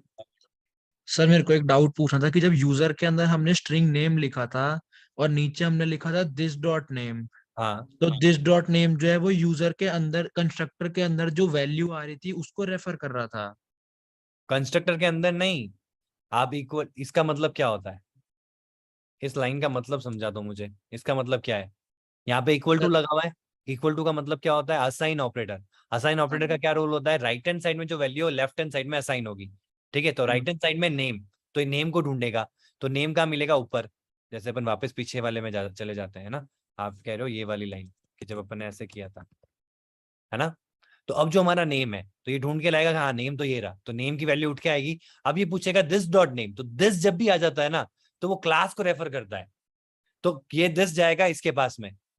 क्लास कौन सी? यूजर। डॉट मतलब उसके अंदर, अब उसके अंदर नेम नाम से एक वेरिएबल है तो उसका रेफरेंस आ गया। तो ये जो वैल्यू यहाँ पड़ी है जो हमको यहाँ से मिलेगी, वो वैल्यू कहाँ चली जाएगी? इस वेरिएबल में चली जाएगी, असाइन हो जाएगी। Okay sir, got it. ठीक है। तो हाँ राइट जी हैंड साइड में हमेशा वैल्यू असाइन होती है, लेफ्ट हैंड साइड से वैल्यू मिलती है। सॉरी, लेफ्ट हैंड साइड में असाइन होती है, राइट हैंड साइड से वैल्यू मिलती है। मतलब इक्वल टू का मतलब ये होता है, यहाँ से वैल्यू निकलेगी और यहाँ असाइन होगी। आगे गेटर सेटर समझेंगे ना तो और क्लियर हो जाएगा। इक्वल टू के इधर सेटर लगता है, इक्वल टू के राइट हैंड साइड में आपका गेटर लगता है। ठीक है, is it clear? Yes Devendra. हाँ सर जी सर। एक्चुअली मेरे को ये पूछना था हाँ कि जैसे रिक्वायर डाले तो यूजर उसको ब्लैंक नहीं छोड़ सकता, मतलब यूजर से जब डेटा लेंगे हाँ तो यूजर को रिक्वायर्ड रहेगा, मतलब जो हाँ, रिक्वायर्ड रिक्वायर्ड अपन रहेगा वो देना ही पड़ेगा उसको। अगर वो ब्लैंक छोड़ा तो ब्लैंक छोड़ा तो एरर आ जाएगी। देखो मैं करता हूँ वापस, यही है ना दिस नेम, ये रिक्वायर्ड है। ब्लैंक मतलब इसको ये कह रहे हो हटाना कि इसके अंदर नहीं ब्लैंक? सर, नहीं उसके ये अंदर बस ब्लैंक। हाँ ये ब्लैंक, तो ये तो कोई दिक्कत नहीं है, ये तो आपकी यहाँ पे आ जाएगा यूजर स्पेस, स्पेस भी नहीं, कुछ भी नहीं, विथ एज 25। देखो रन करते हैं हम इसको, नाम नहीं आया ना, तो ये ब्लैंक स्ट्रिंग होती है आपकी। और सर मतलब कुछ जैसे तो वैल्यू असाइन की ना आपने। हाँ जैसे बोलो। अपन फंक्शन में भी यही यूज कर रहे थे, जैसे यूजर हाँ, का फंक्शन बना के अपन उसको भी कॉल करते तो भी ये ऐसा होता, तो कंस्ट्रक्टर का यूज अपन एक्चुअली में क्यों कर रहे हैं? कंस्ट्रक्टर का यूज कर रहे हैं पूरी प्रॉपर्टीज जो पूरी क्लास में यूज में आएगी। फंक्शन में तो क्या होगा कि ये फंक्शन के अंदर की जो वैल्यूज है उन्हीं को मैं इनिशियलाइज करूंगा। अब समझो कि आपने ना इस क्लास में यूजर से रिलेटेड जितना भी काम करना है उसके फंक्शंस बना लिए, जैसे यूजर को लॉगिन करना है, यूजर को साइन अप करना है, यूजर की प्रोफाइल का डेटा मैनेज करना है तो उसमें कॉमन पार्ट क्या रहेगा? जो यूजर की प्रोफाइल के एलिमेंट्स हैं। तो अब उनको मैनेज करने के लिए जब भी फंक्शन कॉल करोगे आपको हर बार यूजर की वैल्यूज को मैनेज करना पड़ेगा हर फंक्शन में। इससे अच्छा आप यूजर क्लास का जो ऑब्जेक्ट क्रिएट कर रहे हो उसमें आप वेरिएबल्स डिक्लेयर करो और कंस्ट्रक्टर के थ्रू उनको इनिशियलाइज कर दो, तो उससे क्या होगा? पूरी क्लास में उनको वैल्यूज मिल जाएगी। तो वो फर्स्ट सबसे पहले कॉल होगा, इसलिए हम उसी में वैल्यूज दे देंगे तो पूरी क्लास में मिल जाएगी। इसके बाद में कितने भी फंक्शंस कॉल करूं उन सब में उन वैल्यूज के बेसिस पे फंक्शनलिटीज परफॉर्म की जा सकती है। Okay sir. ठीक है, समझ में आया? यस ओके, तो वापस आ जाते हैं यहाँ पे। और किसने हैंड रेज किया है? Yes Dikshit. Hello, sir. Hello. So once in line number 11, give late line number 11 string name, yes string name, give late. Let, okay let string name. In line number 14, remove required. Okay, So here we are हाँ telling that this dot name will be initialized later, right? It can be null. Okay yes. So then how it is giving an error? It is giving error because ये late जो है ना, ये इसको पता है कि हम यूजर में जो वेरिएबल डिक्लेयर कर रहे हैं वो लेट इनिशियलाइज होगा। बट यहाँ जो आपका इंप्लीमेंटेशन है, क्योंकि ये एक ऑप्शनल पैरामीटर में आप इसकी वैल्यू को असाइन कर रहे हो, तो आपका जो फंक्शन में जो ऑप्शनल पैरामीटर का रोल है वो ये कहेगा कि या तो मुझे वैल्यू असाइन कर दो अभी के अभी डिफॉल्ट वैल्यू, या मुझे नलेबल टाइप दो। लेट वेट यहाँ काम नहीं करेगा। मतलब बेसिक इंप्लीमेंटेशन जो है ना वो ये बता रहा हूँ मैं आपको। क्लास में तो मैं इसको बोल रहा हूँ कि मैं बाद में इनिशियलाइज करूंगा, लेकिन ऑप्शनल पैरामीटर में तो जो सबसे पहले कॉल होगा ना आपका कंस्ट्रक्टर कॉल होगा, फिर इसकी बारी आएगी। सबसे पहले आपका ये इनिशियलाइज होगा, फिर आप इस वेरिएबल को कॉल करोगे, इस वेरिएबल में वैल्यू इनिशियलाइज करोगे, फिर इस वेरिएबल से इस वैल्यू को इनिशियलाइज करोगे। तो सबसे पहले जो कॉल होगा वो आपका ये कॉल होगा। इसलिए आपको पहले इसको बताना पड़ेगा कि ये जो नेम है मैं दे रहा हूं ये एक नलेबल टाइप है, या ये एक इसकी जो डिफॉल्ट वैल्यू वो ये है। क्योंकि इसका जो बाय डिफॉल्ट ऑप्शनल पैरामीटर्स का जो इंप्लीमेंटेशन होता है उसमें क्या होता है कि अगर ऑप्शनल में ऑप्शनल तो दे दिया आपने, अगर कोई वैल्यू नहीं आई तो मैं कैसे हैंडल करूंगा, इसलिए। ठीक है, लेट होता है आपके जो आप डिक्लेरेशन कर रहे हो ना यहाँ पे, इसमें कि ये बाद में इनिशियलाइज होगा।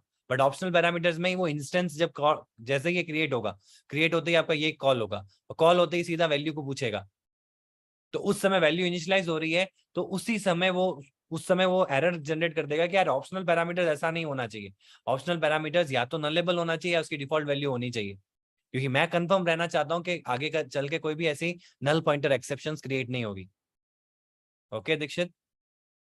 Sir, can we give this question mark dot name to make it null, to make it accept null? What string question mark name? Yes. No, ठीक है sir. ना? Here in line number 14, here can we give this question mark dot name to accept it null? नहीं, this question mark dot name नहीं करोगे आप, तो कैसे यहाँ पे करेंगे आपको इधर? नलेबल टाइप बनाना ही पड़ेगा उसको, जो टाइप ले रहे हो ना, जैसे नेम है तो नेम आपका ये है, तो यहाँ पे आप उसको नलेबल टाइप बनाओगे। So in line number 11 only we can make it nullable. In line number 14 we cannot make it nullable. Yes, To accept it nullable, like we cannot make it, right? यहाँ पे आपको बताना है कि यार यहाँ पे आप थोड़ा ना कहोगे कि नलेबल है, जहाँ पे आप एक्सेस कर रहे हो, जहाँ वेरिएबल बना रहे हो, मतलब दिस तो आपका क्लास को रेफर कर रहा है ना, दिस को क्वेश्चन मार्क नहीं कर पाओगे आप, ये तो आपको क्लास को रेफर कर रहा है, आपका जो वेरिएबल बन रहा है वो यहाँ से, तो टाइप तो यहाँ डिफाइन है ना, तो जब आप टाइप डिफाइन करते हो तब उसको आप नलेबल बनाते हो कि नलेबल टाइप का स्ट्रिंग है, समझ रहे हो? Okay, और sir. यहाँ पे इसका इम्प्लीमेंटेशन होना जरूरी है कि यहाँ पे जब भी यूजर क्लास का ऑब्जेक्ट जो भी हम बना रहे हैं, तो अभी भूल जाओ कि कंस्ट्रक्टर है, ये हमारा एक नॉर्मल क्या है, ऑप्शनल पैरामीटर्स है। ऑप्शनल पैरामीटर में आपको वैल्यू इनिशियलाइज करनी ही पड़ेगी, या तो डिफॉल्ट वैल्यू दो या उसको नलेबल टाइप बनाओ, तो ये मैंडेटरी है। तो इसके लिए हमने जो इसको असाइन किया है, या तो हम यहाँ पे क्या करते हैं, ऐसे लिखते स्ट्रिंग,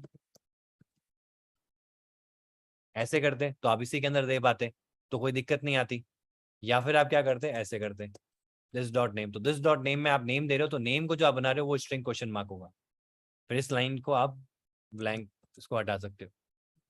ठीक है, समझ में आया Okay, आपको? sir. Yes, sir. Okay Dikshit, okay. Constructor का रोल समझ में आया आप सभी को? अब यहाँ देखो, एक चीज जो अपन ने अभी डिस्कस करी है उसी में आपको एक चीज बताता हूँ। दो तरह के कंस्ट्रक्टर्स होते हैं, एक डिफॉल्ट कंस्ट्रक्टर और एक पैरामीटराइज्ड कंस्ट्रक्टर। डिफॉल्ट कंस्ट्रक्टर कौन सा होता है, जो इस तरीके से बनता है, यूजर ये, ठीक है, और जो पैरामीटराइज्ड कंस्ट्रक्टर होता है वो ये ऐसा होता है।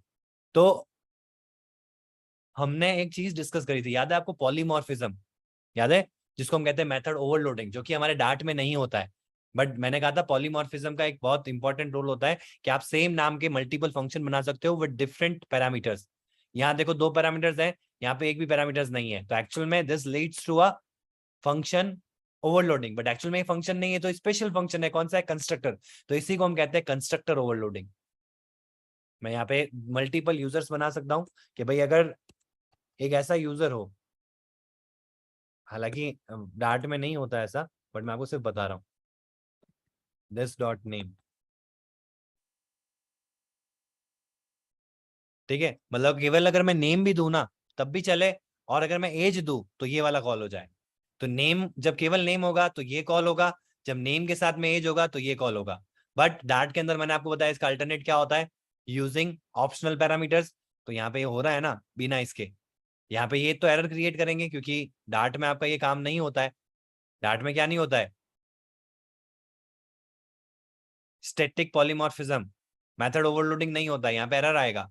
ये हमने देखा था फंक्शन के अंदर ही, बट आप दूसरी प्रोग्रामिंग में जाओगे ना, जैसे एंड्रॉइड में जाओगे, जावा के अंदर, जावा कॉटलिन, इनमें होता है, जो मैंने आपको करके भी बताया था उस दिन फंक्शन के केस में। तो ये सेम केस आपके कंस्ट्रक्टर में भी हो सकता है, बट यहाँ पे वो चीज है नहीं, तो हम इस चीज को कैसे अचीव करेंगे, इन पैरामीटर से। तो आप यहाँ देखो, मैंने यहाँ पे क्या किया, जब मैं नेम दे रहा हूँ तो नेम और एज आ रहा है, नेम और एज दे रहा हूँ तो भी कॉल हो रहा है, और केवल नेम दे रहा हूँ तब भी कॉल हो रहा है। तब इसको मैं रन करूंगा तो ये सेम काम करेगा, आ गया। तो मेरा एक ही कंस्ट्रक्टर कॉल हो रहा है, ये वैल्यूज हो जा रही है ना इसके अंदर, तो कंस्ट्रक्टर कौन सा कॉल हो रहा है, पैरामीटराइज्ड। और पैरामीटर्स में भी मैं डिफाइन कर सकता हूँ कि मुझे नेम देना है या नेम के साथ में एज दोनों देने हैं, और इसमें जितने भी पैरामीटर्स होंगे वो मैं दे सकता हूँ। और इसमें बेटर तरीका क्या है कि आप इसको स्ट्रिंग को हटाओ और यहीं पे लगा दो रिक्वायर्ड। तो इससे क्या होता है ना कि आप क्लियर रहते हो कि मुझे क्या वैल्यूज यहाँ चाहिए, जो मुझे मैंडेटरी है चाहिए ही चाहिए, और जो मुझे नहीं चाहिए वो एज है। जैसे एज भी अगर रिक्वायर्ड है तो मैं एज को भी रिक्वायर्ड कर दूंगा, ठीक है। मुझे मोबाइल नंबर रिक्वायर्ड नहीं है, बट मुझे जिनके पास में है वो दे सकते हैं, तो मैं यहाँ पे ऊपर स्ट्रिंग मोबाइल नंबर ले लूंगा, और यहाँ पे मैं कर देता हूँ दिस डॉट मोबाइल नंबर,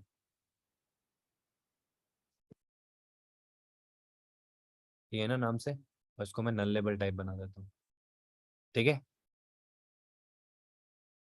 अब हम क्या करेंगे, अब एज देना जरूरी हो जाएगा क्योंकि एज को रिक्वायर्ड लगा दिया। अब देखना मैं जब इसको एग्जीक्यूट करूंगा तो इस लाइन पे एरर आएगी यहाँ पे, क्योंकि यहाँ पे आप यूजर में सिर्फ नेम दे रहे हो और जबकि 2 रिक्वायर्ड है पैरामीटर्स। आ गया नेम के अंदर, तो इसको रिक्वायर्ड क्या है, एज भी रिक्वायर्ड है, age must be provided, required name parameter age must be provided, क्योंकि एज को आपने क्या कर दिया, रिक्वायर्ड कर दिया एज।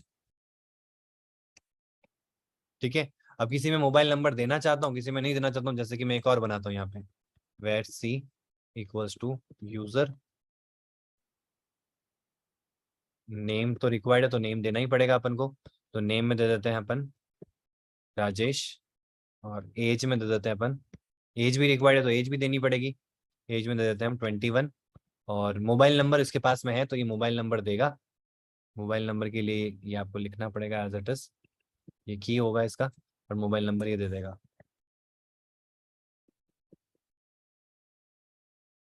ठीक है, सेमीकोलन। और फिर से इनिट फंक्शन कॉल होगा और प्रिंट नेम को कॉल करेगा तो ये चीज प्रिंट होगी, और इसमें हम क्या कर सकते हैं, डॉलर एज, और यहाँ पे मोबाइल नंबर को हमने लगा रखा है,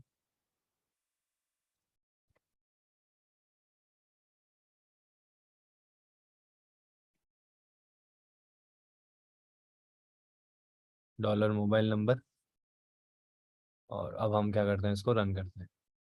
मोबाइल नंबर ये है हमारा,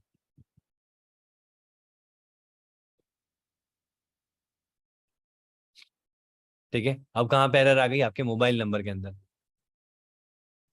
नेम्ड पैरामीटर, स्पेलिंग तो सही दिया ना अपन ने, named parameter age is required and can not have a default value. Okay, हमने इसको डिफॉल्ट वैल्यू दे दिया था, तो डिफॉल्ट वैल्यू तब तक है जब तक आप उसको रिक्वायर्ड नहीं कर रहे हो। आ गया, अब यहाँ देखो नल प्रिंट हो गया, बट यहाँ पर आपका जो वैल्यू है वो आ गया, क्योंकि आपने देखो यहाँ पे मोबाइल नंबर को नल हैंडल करवाया, तो ये नलेबल टाइप है तो ये नल को हैंडल कर सकता है। तो यहाँ पे दोनों में क्या होगा, वैल्यू नहीं आई होगी, तो हमने जब मोबाइल नंबर को प्रिंट करवाया, अगर यही मैंने यहाँ पे क्वेश्चन मार्क नहीं लगाया होता तो आप रन करोगे ना तो पहले ही एरर आ जाएगी मोबाइल नंबर पे, कि मोबाइल नंबर को आप नले या तो डिफॉल्ट वैल्यू दो या इसको नलेबल टाइप बनाओ ताकि मैं हैंडल कर सकूं, नहीं तो नल पॉइंटर एक्सेप्शंस क्रिएट होते रहेंगे। तो इसके लिए हम इसको क्वेश्चन मार्क करते हैं, नहीं तो आप डिफॉल्ट वैल्यू दे दो। मोबाइल ऐसी चीज है जो डिफॉल्ट नहीं हो सकती, तो आप इसमें सिर्फ एक टर्नरी ऑपरेटर लगा सकते हो कि अगर मोबाइल नंबर, याद है ना मैंने आपको बताया था डबल क्वेश्चन मार्क, याद है कि भूल गए, डबल क्वेश्चन मार्क का क्या रोल होता है, अगर मोबाइल नंबर नल हुआ तो यहाँ जो वैल्यू दे रहा हूं मैं ब्लैंक, ये आ जाएगा, और मोबाइल नंबर अगर नल नहीं हुआ तो मोबाइल नंबर ही चला जाएगा। तो अब इसमें जब आप एग्जीक्यूट करोगे तो नल दिखेगा नहीं, नहीं दिख रहा ना, यहाँ पे देखो नल पहले दिख रहा था, जब तक मैंने कंडीशन नहीं लगाई तब तक दिख रहा था। ये सेम क्या काम करता है कि मोबाइल नंबर पे चेक हो रहा है कि अगर मोबाइल नंबर नल है तो ब्लैंक आ जाएगा, अगर मोबाइल नंबर नल नहीं है तो मोबाइल नंबर ही प्रिंट हो जाएगा। तो एक में मैं मोबाइल नंबर दे रहा हूँ, चलो इसमें भी मोबाइल नंबर देख के देखते हैं क्या होता है क्या। तो मोबाइल नंबर,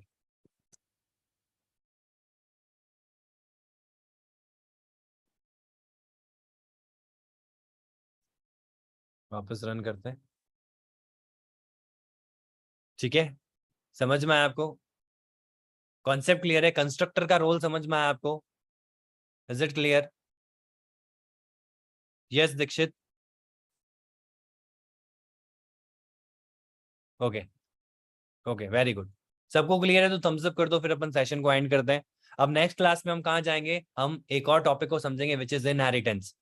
इनहेरिटेंस का क्या रोल होता है प्रोग्रामिंग कॉन्सेप्ट्स के अंदर, ऊप्स कॉन्सेप्ट के अंदर कैसे वो इंपॉर्टेंट रोल प्ले करता है, और one of the most common concept of oops concept, बहुत ज्यादा यूज में आता है ये चीज, और इससे आपको फ्लटर का आधा कॉन्सेप्ट जो फ्लटर में कोड लिखा हुआ होता है ना वहां पे, जब आप बाय डिफॉल्ट एक फ्लटर का प्रोजेक्ट क्रिएट करते हो तो वो क्लियर हो जाएगा। तो कल हम स्टार्ट करेंगे इनहेरिटेंस।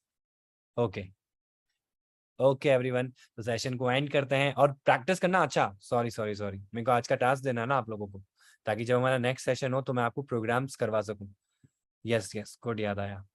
तो जो रिकॉर्डिंग्स देख रहे हैं तो प्लीज सेशन टास्क जरूर फॉलो करना, टास्क बहुत इंपॉर्टेंट है।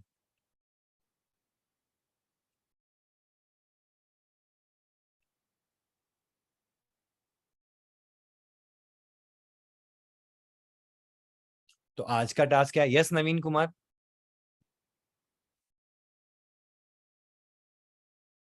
आज क्या डेट है हमारी? 17th।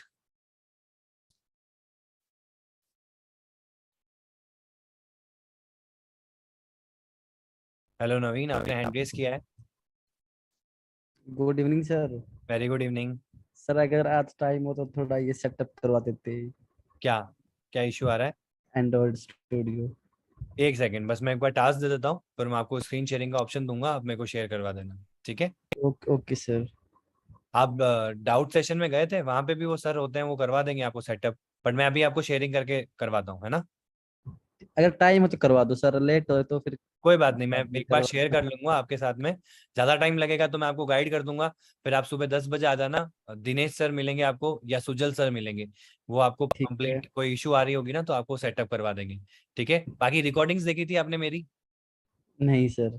तो रिकॉर्डिंग्स देखो ना ब्रदर, प्लीज, उससे आपकी ज्यादा से ज्यादा प्रॉब्लम सॉल्व हो जाएगी। फिर भी मैं अभी आपको शेयरिंग का ऑप्शन दूंगा, ठीक है? अभी मैं ठीक आपको आज का टास्क दे रहा हूँ। तो पहला टास्क ये है कि आपको ये कंप्लीट मारना है, ट्राई करना है इनको एग्जीक्यूट करने का। अब मैं आपको इसी में एक और फ्लेवर दे रहा हूँ, ठीक है? फ्लेवर क्या है? पहला क्वेश्चन है तीनों पार्ट के लिए, मतलब ये मान के चलो तीनों ही है, odd even and prime number.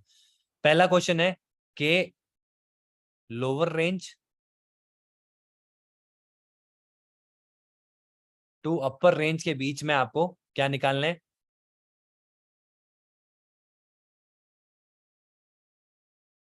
Prime number, odd number और इवन नंबर। जैसे मैंने बोला कि भाई 100 से लेके 500 के बीच में, अब आपको मैं लोअर रेंज दे रहा हूं और अपर रेंज दे रहा हूं, इसके बीच में से ही आपको सिर्फ ये निकालना है। nth टर्म वाला तो ले लिया आपने, कोई पहले 10, पहले 100, पहले 20। अब मैं आपको रेंज दे रहा हूं। रेंज क्या दे रहा हूं कि भाई 100 से लेके 500 के बीच में आपको जितने भी ऑड नंबर्स हैं, जितने भी इवन नंबर्स हैं और जितने भी प्राइम नंबर्स हैं वो निकालने हैं। और तीसरा टास्क मैं दे रहा हूं आपको, अब दूसरा, ये पहले के 3 पार्ट हो गए, मतलब ये ए पार्ट है, इसमें आपके ए बी सी तीनों आ जाएंगे। ए बी सी मतलब ऑड इवन एंड प्राइम। ऐसा ही दूसरा टास्क है, इसमें भी ए बी सी तीनों आ जाएंगे, जिसमें क्या होगा आपका केवल अपर रेंज होगा कि भाई 500 के अंदर अंदर, ओनली अपर रेंज, कि भाई 500 के अंदर अंदर, 1 से स्टार्ट करो, 500 के अंदर अंदर जितने भी आपके ऑड नंबर्स हैं वो सारे ले आओ, जितने भी प्राइम नंबर्स हैं वो सारे ले आओ। तो इसमें अपर रेंज है और एक है जिसमें लोअर रेंज भी मिलेगी यूजर से और अपर रेंज भी यूजर से ही मिलेगी। इसके बीच में लाना हो तो एक, यहां तक के सारे लाने हो तो, और ये जो था ये हमारे फर्स्ट 10 डिजिट्स या फर्स्ट 20 डिजिट्स, ठीक है? और इसमें एक और क्वेश्चन लिख लो आप, क्योंकि जब ये हम करेंगे एक साथ सारे करेंगे, तो तीसरा क्वेश्चन रहेगा यहाँ पे। अगर आप ये तीनों हो जाते हैं तो 6 क्वेश्चन हो गए। अब तीसरा क्वेश्चन क्या है? तीसरा क्वेश्चन है nth टर्म निकालना of A B and C. A B and C का मतलब समझ रहे हो? Odd even and prime. nth term का मतलब मैंने आपको बोला 20, ऑड कौन सा नंबर होगा? 29 तो ऑड नंबर। देखो 1 से लेके शुरुआत करो, जो 1 है वो आपका फर्स्ट ऑड नंबर है, 3 जो है वो सेकंड ऑड नंबर है, 5 जो है वो आपका थर्ड ऑड नंबर है। इस रेशियो के हिसाब से चलोगे तो जो 29 होगा ऑड नंबर वो आपको मुझे प्रिंट करवाना है, तो ऑलमोस्ट इसका डबल होगा। 29 का जो डबल होता है उससे एक बड़ा कर लो आप, तो वो आपका ऑड नंबर होगा 29 थी प्लेस पे। समझ पा रहे हो? इसका एक फॉर्मूला है। ये चीज समझ में आ रही है ना आपको? सर ये थर्ड वाला फिर से एक्सप्लेन कर रहा हूँ। जैसे कि देखो, ये 1 है, ये 3 है, ये 5 है, ये 7 है, ये 9 है, 11 है, ऐसे ऑड नंबर्स होंगे हमारे। इवन नंबर की बात करें तो 2 4 6 8 10 12 ऐसे ही होंगे, ठीक है? और अगर मैं प्राइम नंबर की बात करूं तो 1 2 3 5 7 11 13 ऐसे ही हमारे प्राइम नंबर होंगे। तो अगर मैंने बोला जैसे 5th नंबर आपको निकाल के लाना है, तो 5th नंबर कौन सा होगा? ये फर्स्ट, ये सेकंड, ये थर्ड, ये फोर्थ, ये 5th, ये रहा 5th नंबर। इसमें 5th नंबर कौन सा होगा? ये होगा। और प्राइम में 5th नंबर कौन सा होगा? ये होगा। समझ गए? ओके। तो ऐसा कोई भी टर्म था, सॉरी, कोई भी टर्म आपको निकालना है। इसका थोड़ा सा हिंट दे देता हूं, आपने अगर ये वाला काम कर लिया है ना, जैसे मुझे फर्स्ट 10 टर्म प्रिंट करने हैं तो जो लास्ट टर्म होगा ना वही तो 10th टर्म होगा। तो अगर मुझे 29 टर्म निकालना है, 29th टर्म निकालना है, तो आप क्या करो, 0 से लेके 29th टर्म निकालो और उसका जो जो सबसे लास्ट में टर्म आया होगा वो आपका 29th टर्म हो जाएगा। हालांकि इसका एक फॉर्मूला भी होता है मैथ्स के अंदर, बट फॉर्मूले पे मत जाना। एपीजीपी पढ़ा है आपने मैथ्स में, ये एपीजीपी का कॉन्सेप्ट है, बट मैथ्स वाले फॉर्मूले पे मत जाना। उससे क्या होगा, n/n+1/2 हो जाएगा, बट वो मत करना। आप तरीके से निकालना लूप्स लगा के, तो आपको इम्प्लीमेंटेशन समझ में आएगा। ठीक है, क्योंकि जब आपको इंटरव्यूअर भी अगर क्वेश्चन पूछेगा ना तो आपको बोलेगा विदाउट यूजिंग फॉर्मूला। हमेशा वो बोलते हैं फॉर्मूला के बिना ये चीज को सॉल्व करना है। अगर ये मेंशन नहीं हो तो आप डायरेक्ट फॉर्मूलेज यूज करो, अगर ये मेंशन हो तो आपको पूरा लेंथी कोड लिखना पड़ेगा, क्योंकि वो आपकी लॉजिक जानना चाहता है। फॉर्मूले में आपका लॉजिक क्या लगेगा, अगर आपको फॉर्मूला याद है तो। अगर आप फॉर्मूला खुद बना रहे हो तो आपको याद नहीं होगा, तो आप खुद बना रहे होंगे। ठीक है,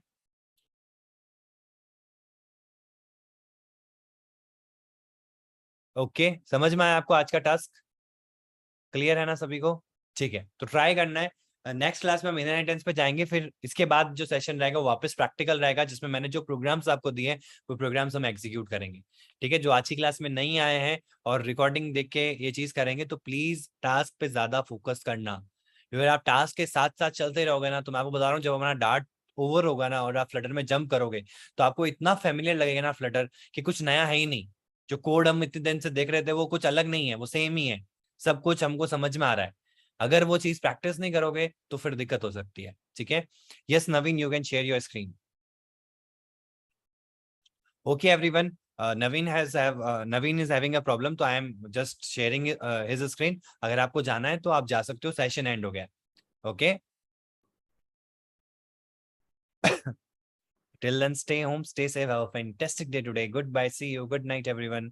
टास्क को जरूर प्रायोरिटी पे लेना, सुबह उठते ही या रात को, जैसा भी हो। अगर आप रात को लेट सोते हो तो रात को करके सोना, सुबह जल्दी उठते हो सुबह जल्दी उठ के कर लेना। ठीक है, कोशिश करना, नहीं हो वो अपन सब डिस्कस करेंगे क्लास में। ठीक है, बट ट्राई करना जरूरी है। Yes Naveen, you can share me your screen. Yes sir, कहाँ से होगा सर ये? नीचे शेयर करने का एक ऑप्शन होगा, शेयर स्क्रीन करके ग्रीन कलर का एक ऑप्शन आ रहा होगा अप एरो के साथ में। वहां जब टैप करोगे तो आपको डेस्कटॉप पे टैप करना है। जैसे ही आप डेस्कटॉप पे टैप करोगे तो आपकी जो स्क्रीन है वो मेरे साथ में शेयर हो जाएगी। ओके सर, साइन इन कर रहा हूँ।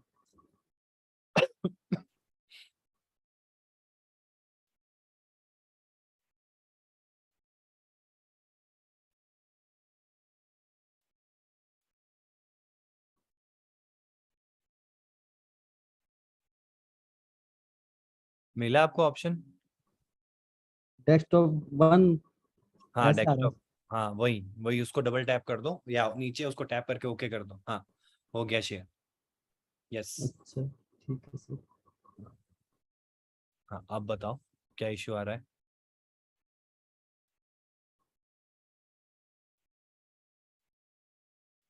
हाँ इसको ट्रैक करना पड़ेगा आपको थोड़ा, हाँ फिर इसको क्लोज कर पाओगे। हाँ, तो आपने फ्लटर एसडीके सेटअप कर लिया मैक के अंदर? नहीं सर, मैंने ना सिर्फ यही डाउनलोड करके छोड़ा है। हाँ तो इसको डाउनलोड कर, इसको ड्रैग करके इसमें एप्लीकेशन वाले में डाल दो, ये इंस्टॉल हो जाएगा। एंड्रॉइड स्टूडियो को पकड़ो और एप्लीकेशन में डाल दो, इंस्टॉलेशन स्टार्ट हो जाएगा।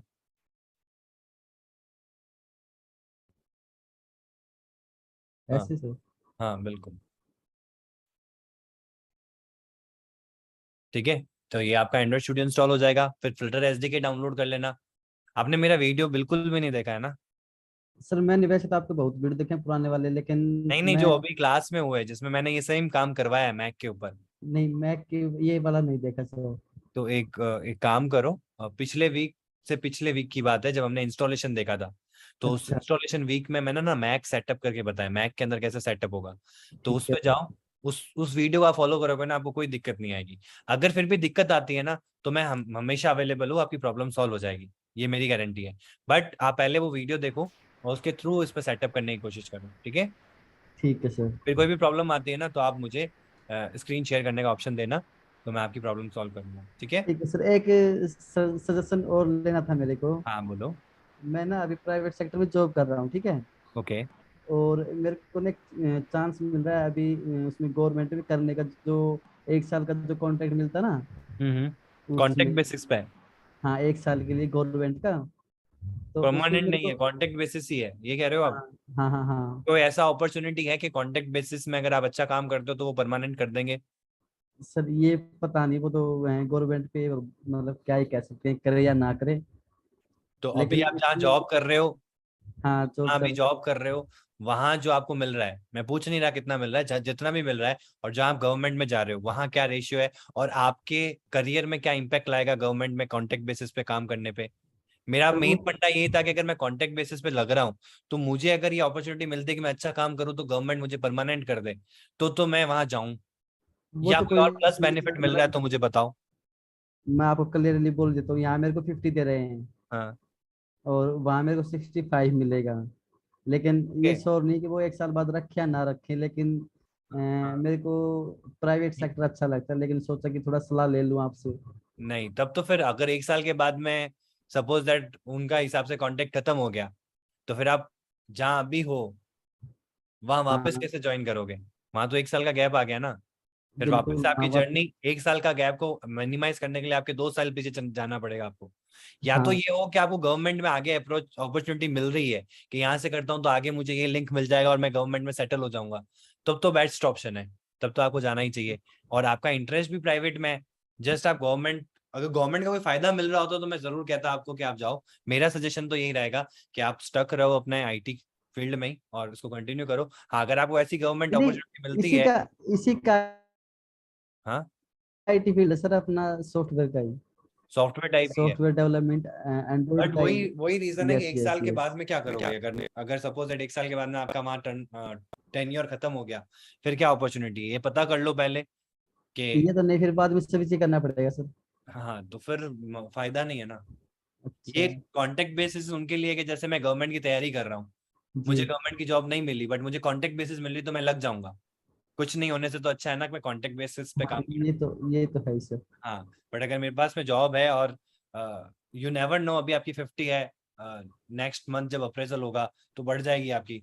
तो आईटी सेक्टर में भी प्रॉमिसिंग डिमांड है, बट आपका एक फ्लो रहेगा ना, जैसे आप इस कंपनी से निकलते हो तो किसी दूसरी कंपनी में चले जाओगे, फिर तीसरे से किसी चौथी में चले जाओगे, और साथ साथ आप गवर्नमेंट के लिए अप्लाई करते रहो। जब आपको ऐसा अपॉर्चुनिटी मिले कि वो परमानेंट जॉब दे रहे हैं तो आप स्टक हो जाओ। क्योंकि कॉन्टेक्ट बेसिस में मैंने ये भी सुना है कि एक टाइम के बाद में अगर आप कॉन्टेक्ट बेसिस में लगते हो तो अप्रोच लगानी पड़ती है, but you can be shifted from to permanent employ also, but तो वो आपको पहले कंफर्म करना पड़ेगा। ठीक है, ठीक है sir. Okay, okay sir, bye bye.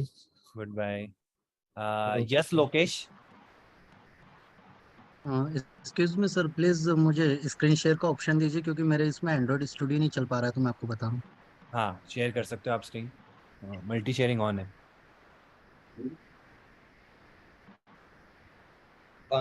Sir दिख रहा है आपको मेरी स्क्रीन? दिख रहा है, दिख रहा है, दिख रहा है। सर दिख रहा है आपको मेरी स्क्रीन? हाँ, दिख रहा है। Okay sir. Sir okay, just second. हाँ बताओ।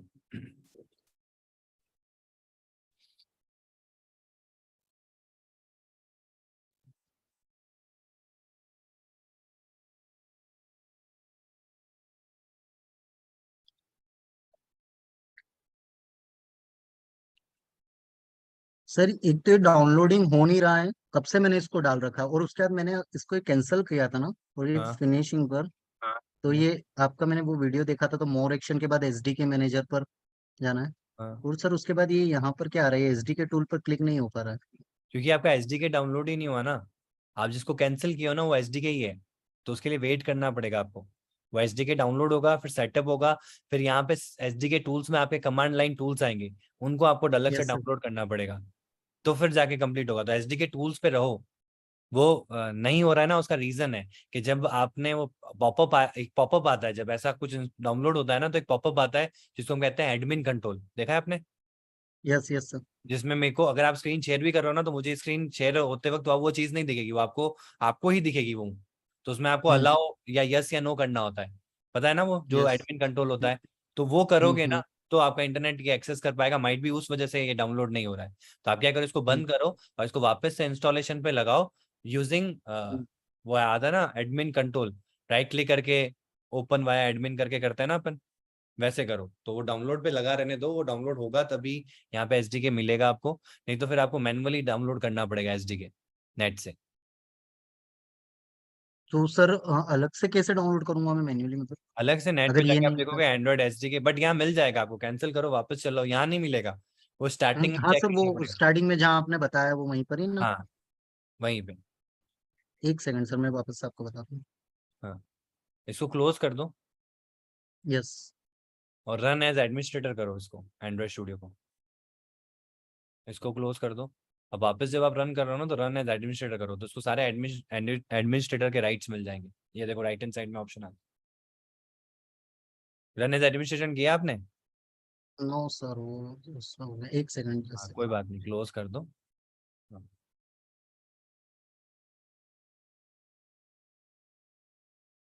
अब जाओ और एंड्रॉइड स्टूडियो में run as administrator, right hand side में आ रहा है, देखो राइट हैंड यहाँ साइड, पर हाँ। यहाँ से। हम्म। अब आपके पास में यस यस। ऑप्शन आएगा, यस करना है। यस। ठीक है। हम्म। सर अब यहाँ से नेक्स्ट। नेक्स्ट कर दो, स्टैंडर्ड नेक्स्ट, नेक्स्ट। यहाँ से भी।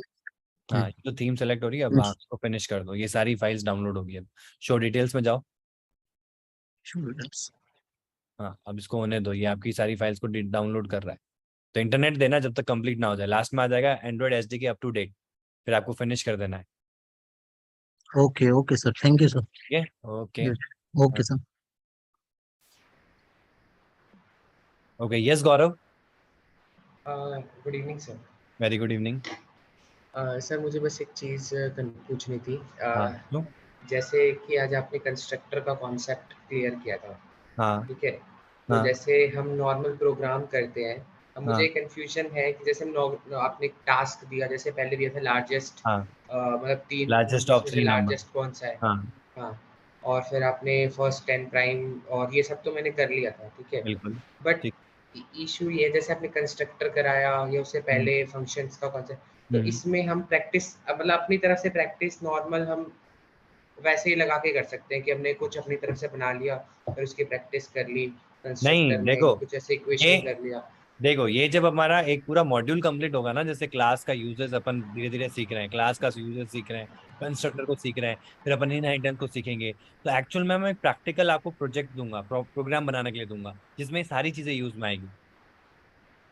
बट ठीक जैसे है। ये है ना कि एक्चुअल में चीज़ें ये होती हैं कि जैसे एक बार जैसे प्रोग्राम अगर कोई बनाते हैं, हम कोई लॉजिक लगा के करते हैं, जैसे अब हाँ जो भी आप दे रहे हो टास्क, हाँ उसमें तो चलो हम लॉजिक लगा लेते हैं तो पता चल जाता है, लेकिन जैसे अब जैसे कंस्ट्रक्टर कराया तो इसमें होता है ना कि एक बार में से क्लिक हो जाता है कि हाँ ठीक है। ये चीज़ ऐसे देखो होगी और होगी, चलो अच्छी बिल्कुल बात सही, है, हो बिल्कुल जाएगी। सही है।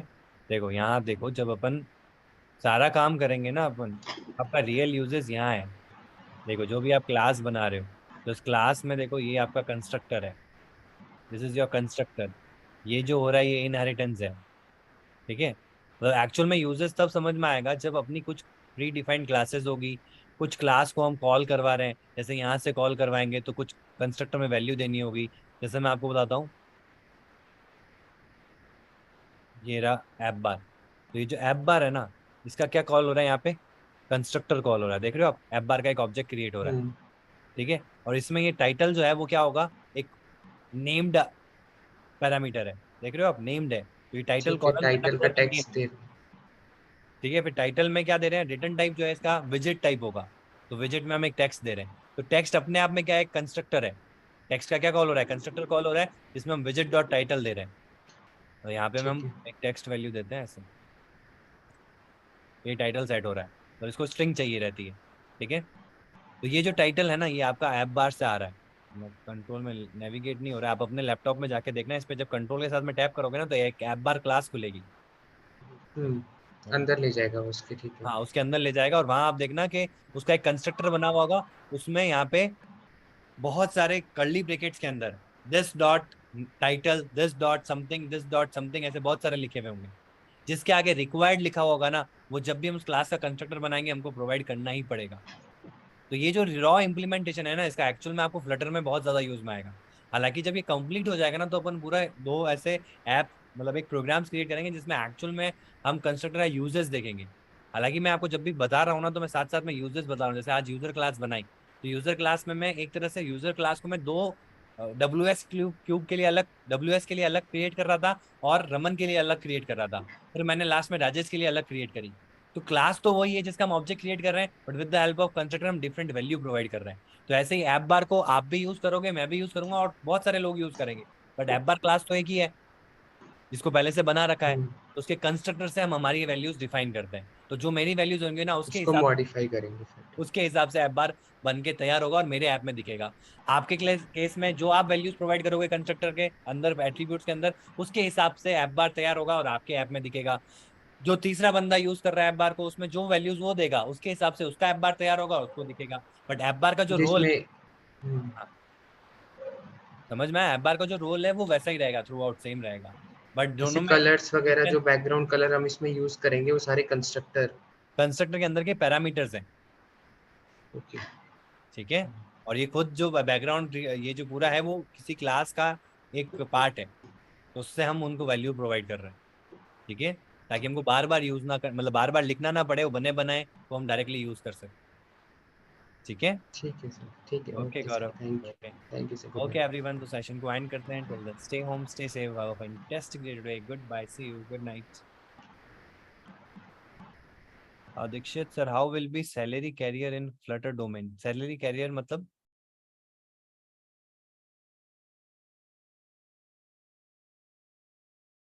सैलरी क्या रहेगी फ्लटर डेवलपर की? ऑन एन एवरेज जो मैंने आपको बताई थी, नियर अबाउट 4 to 6 LP है।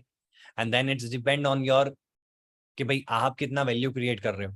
जैसे जैसे आपका एक्सपीरियंस क्रिएट होगा, जैसे जितना ज्यादा आप एक्सपीरियंस बंदे बनोगे उतने ज्यादा आपका पैकेज हाई होता रहेगा।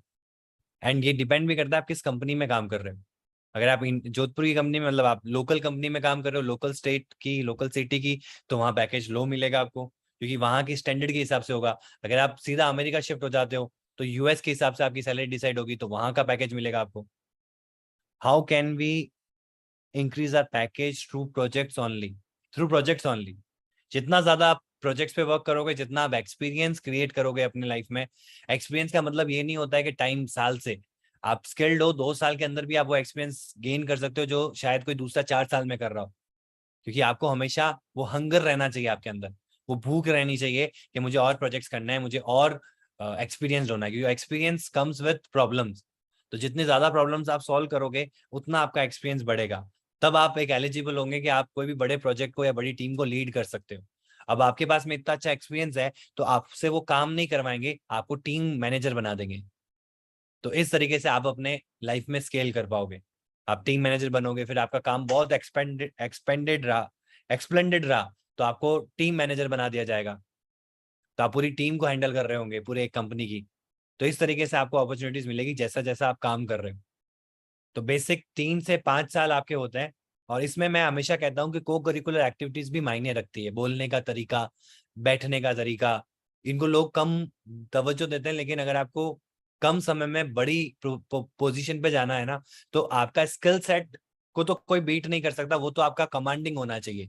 बट साथ ही साथ बोलने का आपका एक्सपोजर होना चाहिए कि आपको कोई अगर टीम लीडिंग करनी है तो आप टीम लीड में क्या करोगे? आपके पास में 100 जनों की टीम है, तो आपको स्टेज पे जाके ना पब्लिक स्पीकिंग करनी आनी चाहिए। तो वो कैसे होगी? वो अभी से स्टार्ट होगी। इंग्लिश का थोड़ा आइडिया लेना चाहिए, क्योंकि आप जो किस कंपनी में काम कर रहे हो सकता है वहां पे फॉरेनर क्लाइंट आ जाए बाहर का, तो आप उससे अच्छे से कम्युनिकेट कर सको। ऐसा नहीं कह रहा हूँ कि फ्लुएंसी होनी चाहिए, बट अच्छे से कम्युनिकेशन हो पाए आपका। तो ये पॉइंट्स होते हैं, ये जब पॉइंट्स कोई कंपनी देखती है ना तो वो आपको प्रमोट कर देती है कि भाई तुम में वो सारे गुण हैं जो होने चाहिए एक प्रोजेक्ट मैनेजर में, तो तुम आज से प्रोजेक्ट मैनेजर हो। ठीक है, तो डेवलपर की जर्नी से आप इस जर्नी में शिफ्ट होते हो फिर, क्योंकि आप प्रोजेक्ट मैनेजर हो तो आप अपनी टीम के अंदर जो इंटर्न्स होंगे, फ्रेशर्स होंगे, या 2 साल के बंदे होंगे, 3 साल के बंदे होंगे, उनको आप अच्छे से लीड कर पाओगे कि ये प्रॉब्लम आ रही है तो इसको इस तरीके से करो, ये हैंडल हो जाएगा। आप उनकी प्रॉब्लम को समझ पाओगे, उनकी प्रॉब्लम को सॉल्व कर पाओगे, गाइडेंस कर पाओगे, जिससे कि आप स्पीड अप ला पाओगे। आप अकेले काम करोगे तो शायद आप कम स्पीड लाओगे, आप एक टीम का हेड कर रहे होंगे तो वो स्पीड सब में देखने को मिलेगी। तो इसीलिए ये चीजें आपको एक्वायर करनी होगी। तो जब ये एक्वायर करोगे तो थ्रू द टाइम आप ऐसे पोजीशंस पे हायर हो सकते हो। ठीक है, okay Dikshit, Thank you, sir. Thank you so much. Okay okay okay okay, bye, see you.